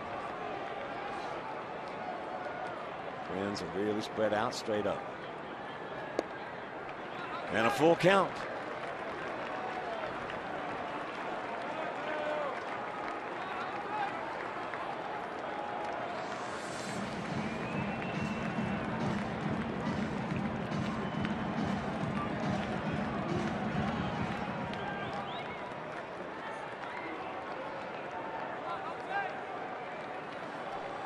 And the payoff pitch. And that's popped up. Tolbert makes the catch. That'll retire the side. We'll go to the 8th. We trail it by 2.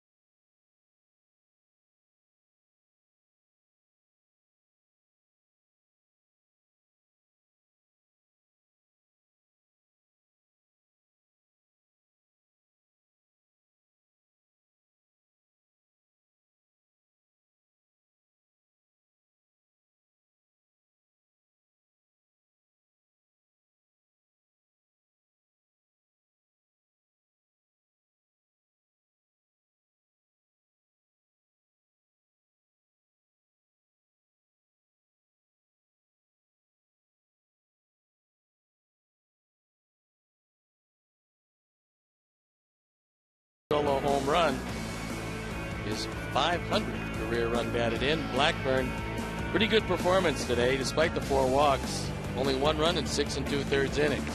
Visit your local Honda dealer today to test drive 2011 Honda Cross Tour, available with 4-wheel drive.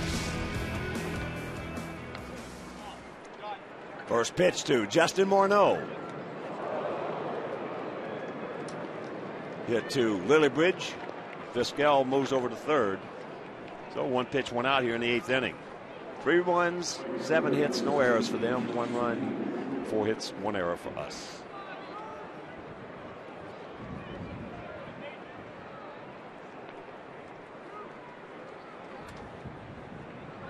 Here's Kubel.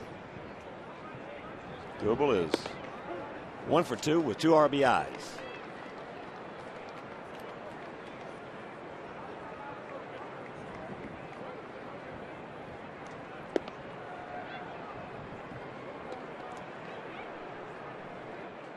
Jesse Crane loosening in the pen.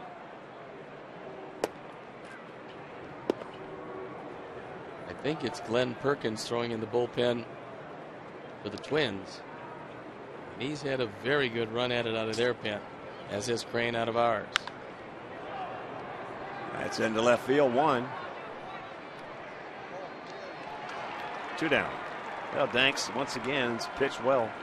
This is his 7th start. He's had 1 bad start, 1 mediocre start, and the rest of them he could have won. And this guy you're talking about, if he didn't have any bad luck, he wouldn't have any luck at all. And the game should be 1-1. It's not. Johnny Danks put together a very solid game against these Twins. Kadair, he's 0 for 2 with a walk.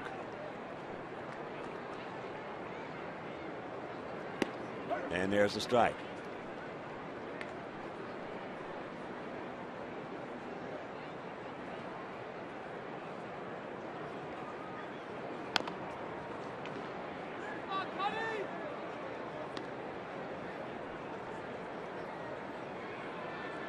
Twins 1 in the first. We tied it with that home run by Alex Rios in the 3rd. Then we gave them 2 runs in the 6th. botched bunt play.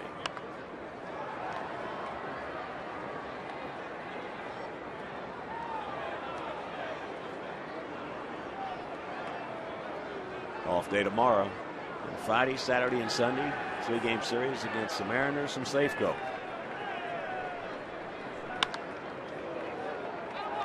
There's a base hit.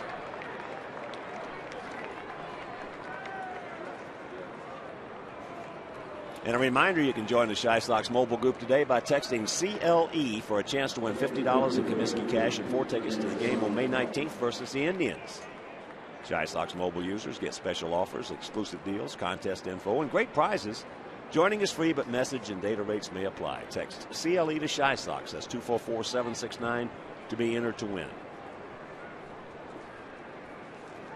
They got him. Yes.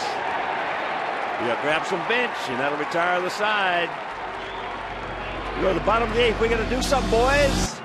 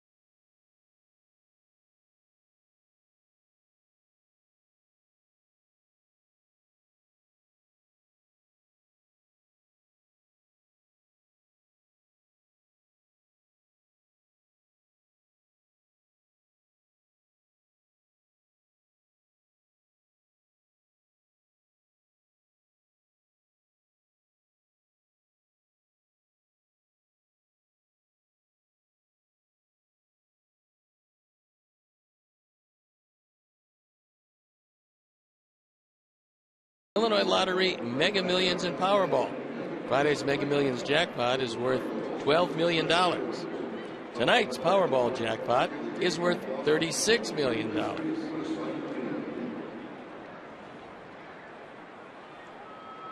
And it looks like Glenn Perkins will come into the game. So Maharis got Blackburn out of that 7th. And there's a look at Glenn Perkins and an outstanding year. On for the 13th time. Opponent's hitting just .222. ERA .66. That'll work. Find left-handers like that, you're in pretty good shape. Well, he was highly touted, highly regarded. As Juan Pierre will be the first to face him. And then he takes first pitch strike. Perkins, a local boy. Attended the University of Minnesota. Twins thought he was going to be one of their middle of the rotation starters. Oh yeah, yeah. Well, I've always liked Perkins. He's pitched against us several times. We beat him up pretty bad. As there's a ground ball, takes a nice little bowling book bounce right there to Valencia. But you can see where down the road he might be very effective. Valencia's had a very solid 2 games defensively.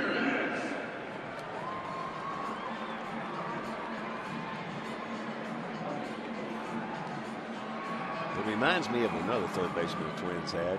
He doesn't look like him, and the mannerisms aren't alike. But Johnny Castino. I remember Clams. He was a good-looking young player, and unfortunately came up with a bad back. Attaboy, Alexei. Attaboy. So he will pull in the second. That is his second 2-bagger.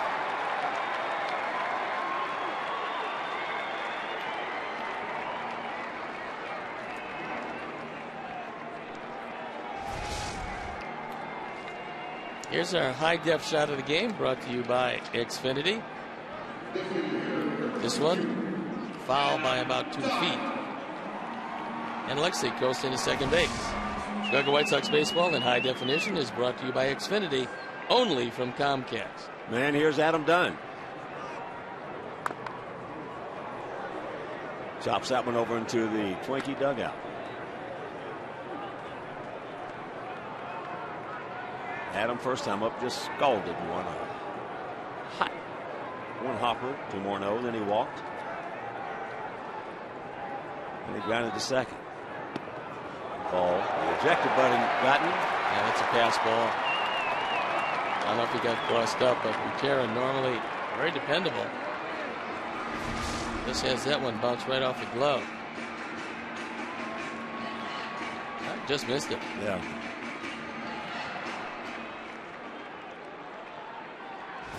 But 1-1 to count.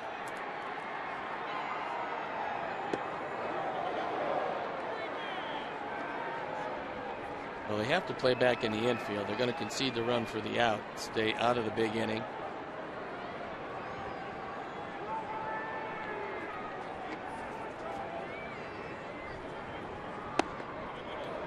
And the count 3-1.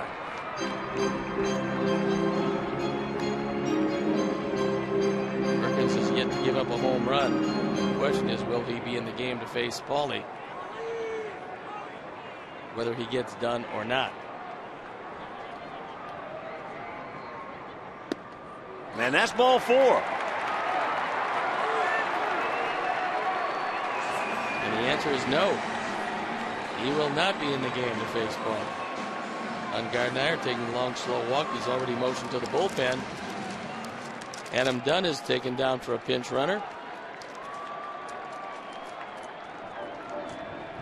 And Matt Capps is coming in, so we'll step out and be back after these messages.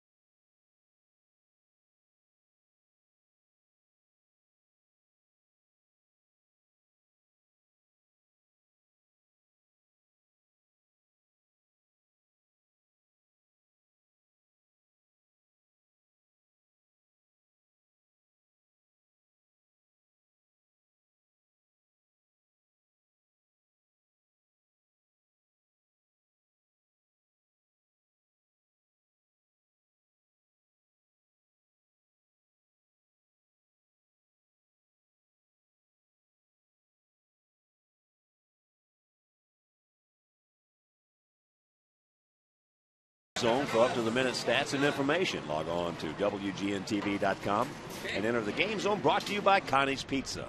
And also you can park at Connie's on Archer Avenue and take their free shuttle to each game. Call 312-CONNIES for more information. Matt Capps comes into the game at 1-1, ERA 3.55 on for the 13th time. He is their closer, taking over for Joe Nathan. He saved 4 games. He inherits base runners at first and third. Gordon Beckham has come on to pinch run for Adam Dunn. He represents a tying run. And just one out, and Konerko at the plate. Paulie has walked twice and grounded to short. That's into left field. Alexei is going to tag, and he's going to score, and it's a 3-2 ball game.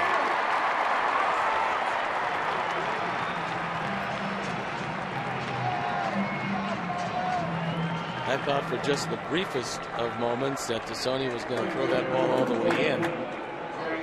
Try to cut down Ramirez. Which would have allowed Beckham to take second, but get the cutoff man, which is what he should do.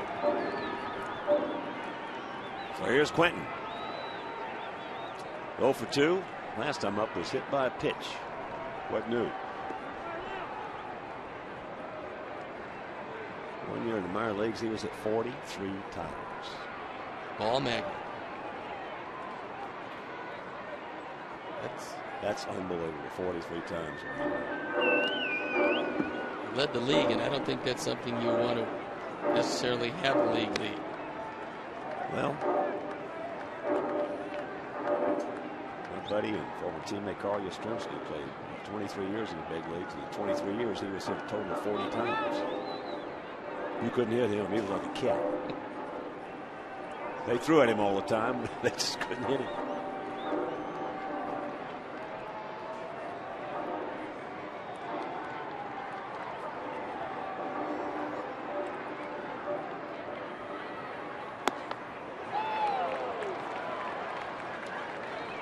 To the count. Yaps rushed that one upstairs and threw it right by Carlos. There are right-handers. Sergio Santos finds Jesse Crane. Sox don't score. It'll be Crane. Carlos hits it out of the park. It's going to be Sergio.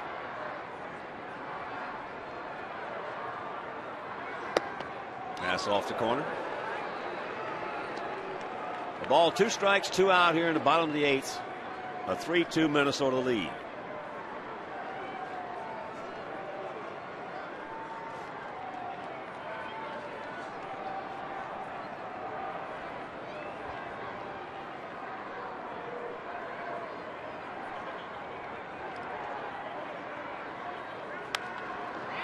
And another pop-up.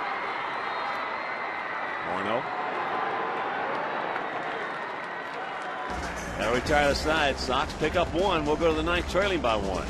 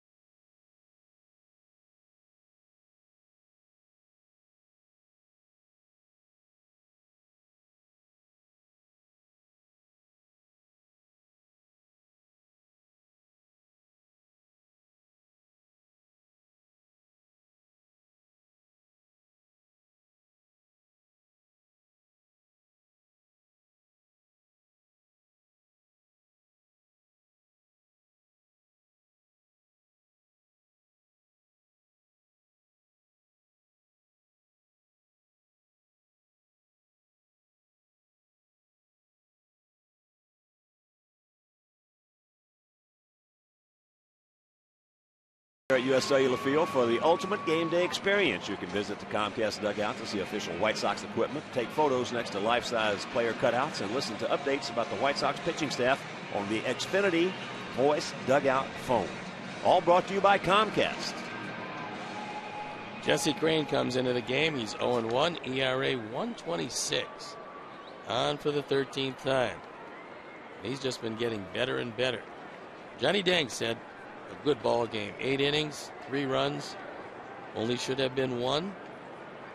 8 hits, 3 walks, no strikeouts.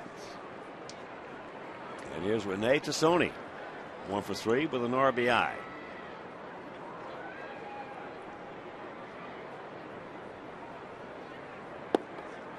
I can tell you one thing, if Johnny Danks loses this ball game, he's going to be one of the best 0-5 pitchers I've ever seen. He had a good ball game today. He's been thrown pretty well all year long.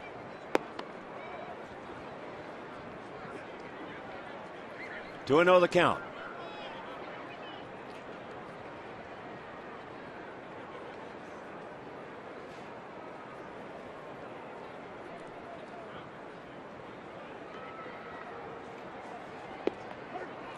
And there's a strike. In that series starting Friday in Seattle, we're going to run Umber, Floyd, and Burley out there. They're going to run Felix Hernandez, Doug Fister, and Eric Bedard. Drives up high, 3-1. That Friday game will be over Comcast Sportsnet. Saturday, right back here on WGN. And then Sunday, back on Comcast Sportsnet.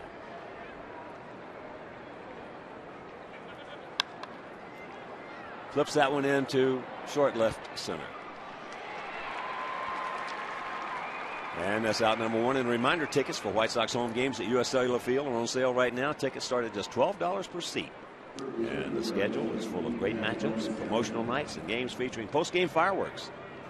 So call 866-SOX-GAME.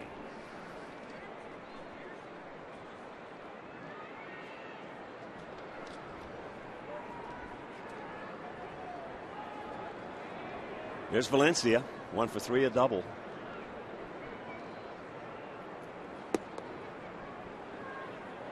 Curveball, I guess it was high.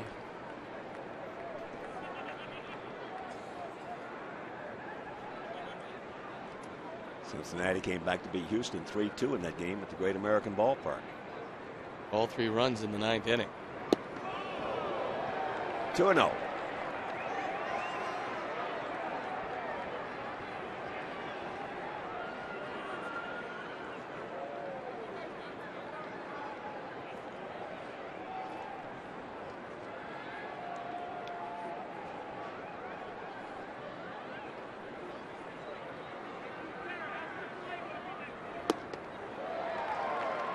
Chases ball 3.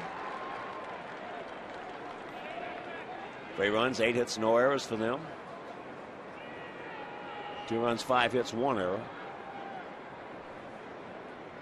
for us.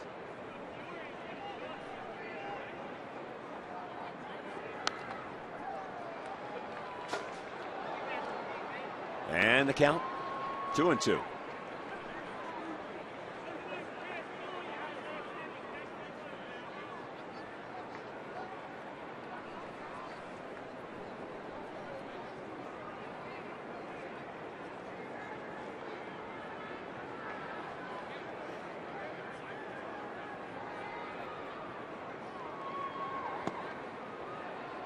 Takes it up. He did not go.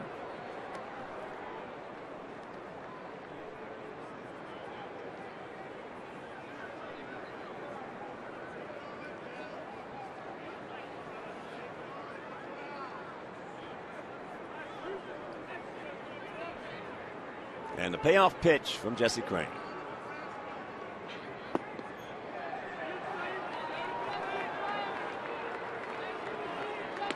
So the 1-out walk. And that'll bring up Drew Butera, who's 1 for 3.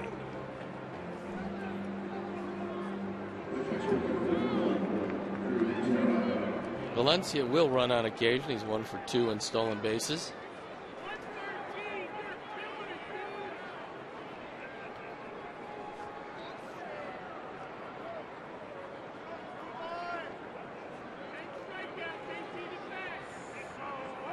Crain with a good move.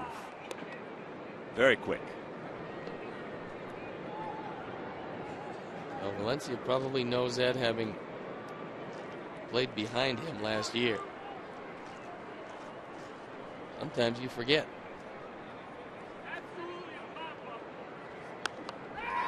And that's foul straight back.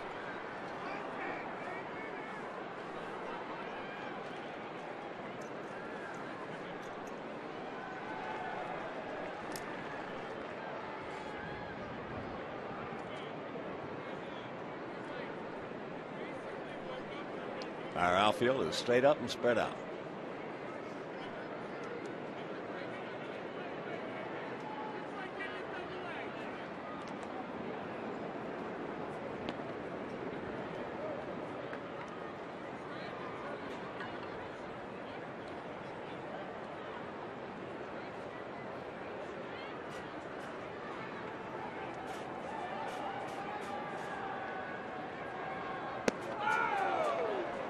Way, way high.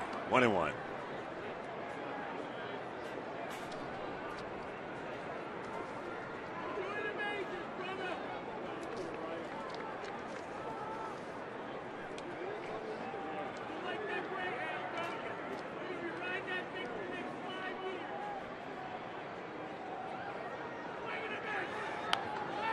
And that is popped back.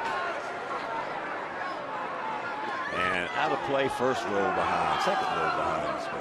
And hitting the road, take the White Sox with you this season. Subscribe to MLB.tv today to see every White Sox game or on demand on your computer or your favorite devices. So visit whitesox.com to order and get more details.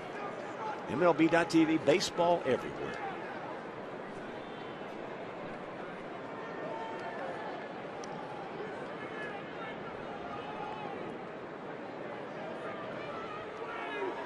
One-two pitch. Tried the wipeout curveball, but that time he hung it high. Got out there so far.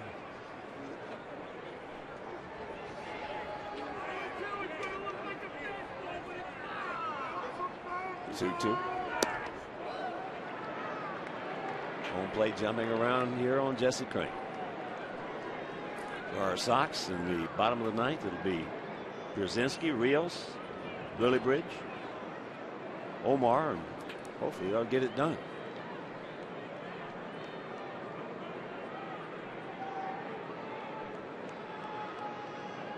There goes the runner. And that ball hit hard, but foul.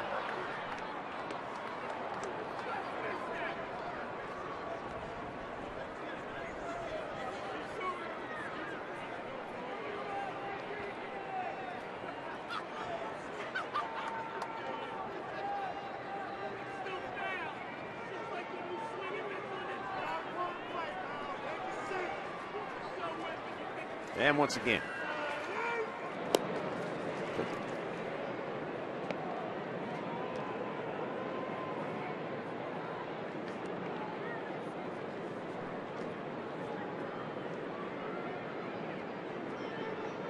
Jesse's been a little inconsistent with his spots.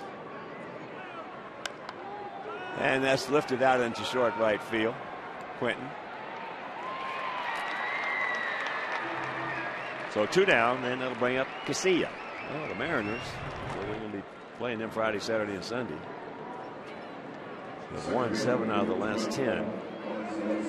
They're 14 and 16 on the season.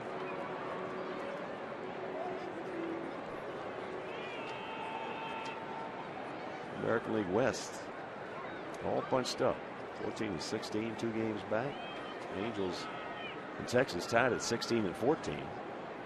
With Oakland 15 and 15. There's first pitch strike to Casilla. Alexi is 0 for 3.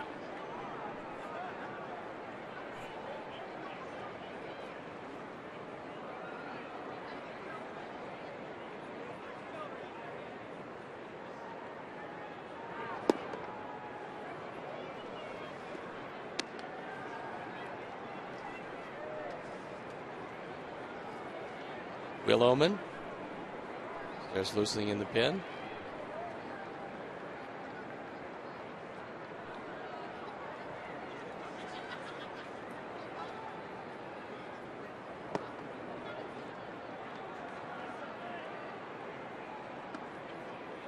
Two and one to count. Denard Span on deck. Denard 2 for 3 with 2 runs scored.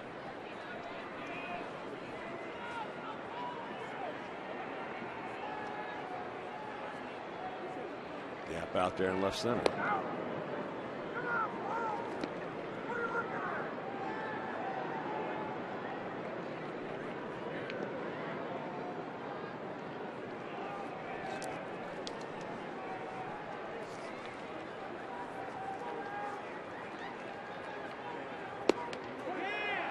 Tacks it up, takes a strike. So 2-2. Just tuning in, Twins with a run in the first. Span led it off with a walk. Sacrifice bunt by Tolbert. Morneau fouled out, and then Kubel with a little duck snort. Soft base hit into left field, scored Span. We tied it up with a home run by Alex Rios. That was leading off the third inning. Then they got 2 in the sixth, and this is what really hurts. Span led it off with another little soft single. Then Tolbert bunted. Tian came in, fielded the bunt, but there was nobody to throw to at first base. Omar forgot to get over there. He gone. And that eventually cost us 2 runs. We'll go to the bottom of the ninth, 3-2 Twins.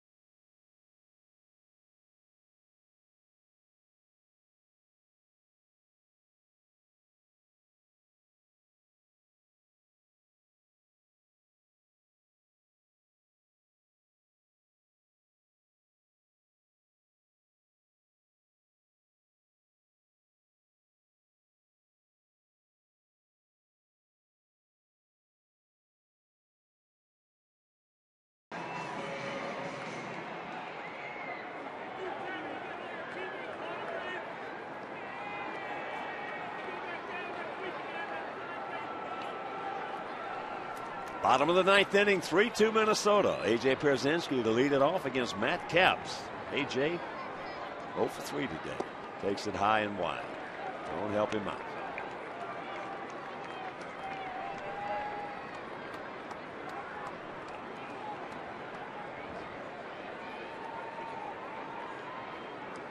Bit of a gap out there in right center. And that ball is hit high in the left center. Span making the call. And that's out number 1.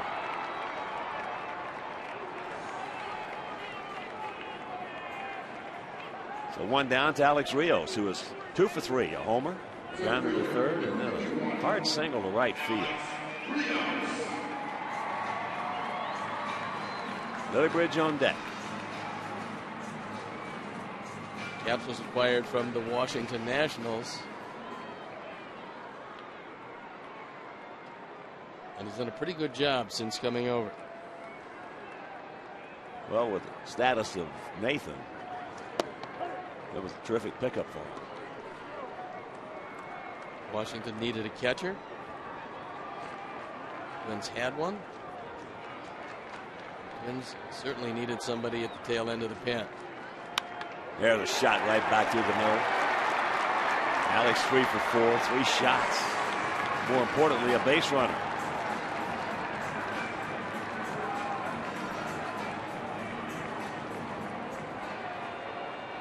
So here comes Lillibridge.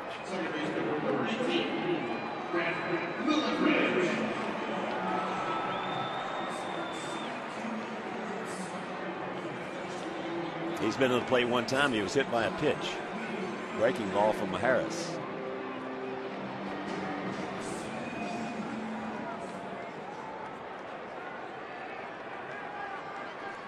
First and 30. Oh, nice, quick slider right there from Caps, right on the outside part of the plate.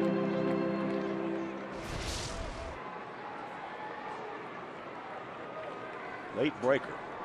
Perfect pitch.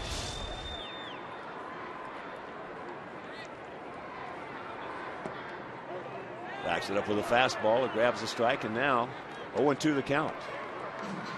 Terry has another one pop out of the glove.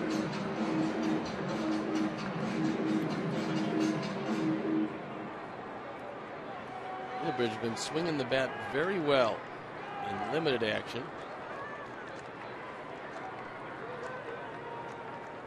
Pretty good lead by Alex.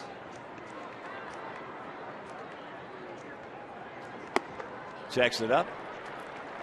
And the count 1-2. Come on, Brent. First and 30, Momar will get him in.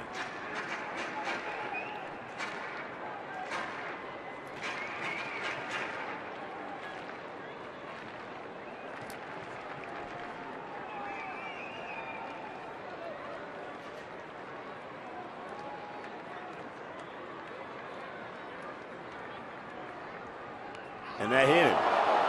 That's the second time he was hit, and this time it was solid.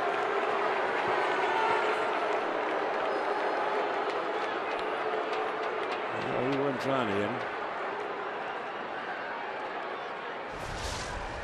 We've had 3 guys hit today. Went right off his arm. Turned right into it. Right into the thigh. All right, Omar. We need you, buddy. Good speed on the 44-year-old bases. phenom.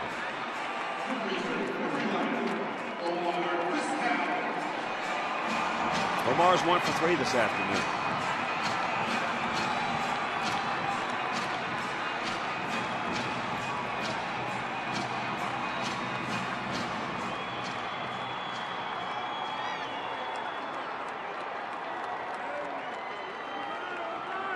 Good speed on the pass.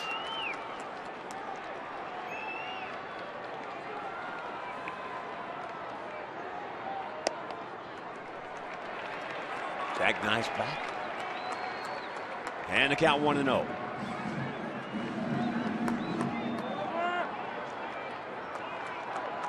Cooper a long way off that right field line. He can get one over the head of Morneau.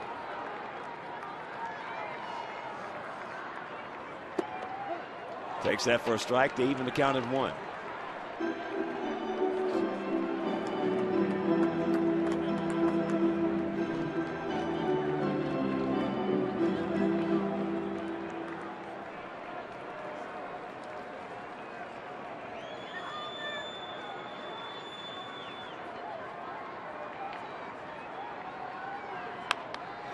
He lifts that one down into the right side. It's going to hang up for Kubel. That gummit got in on him just enough to keep it in the air. So 2 out.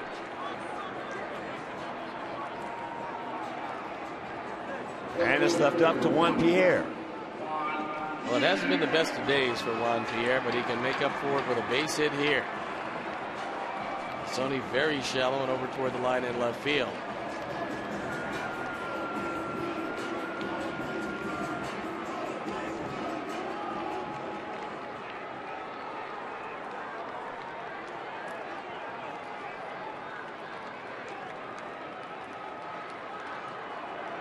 Two on, 2 out. 3-2 Minnesota. Bottom of the 9th inning.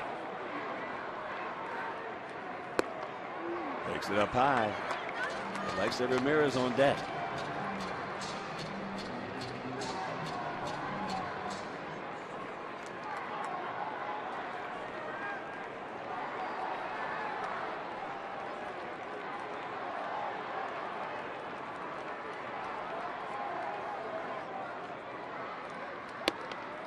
That's inside 2-0. Come on, Juan. Tee him up right here, buddy.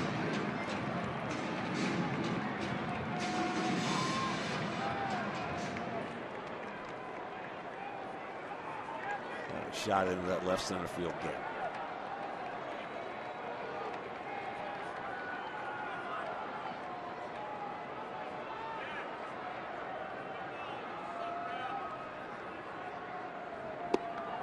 And the count's 3-0.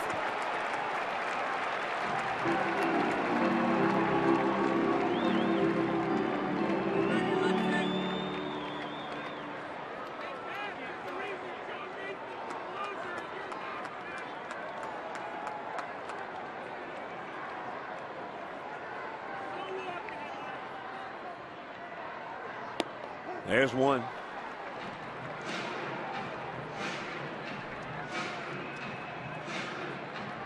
Was it good to see Alex Rios come up with 3 base hits today? All bullets. Get him going, maybe. And it looks like Dunn is starting to swing the bat a little better. Adams is getting there. Adams is certainly getting there. There's another one. Now, 3-2. And the advantage is that even on a short gapper, Lillibridge with the speed to score because they're going to be going.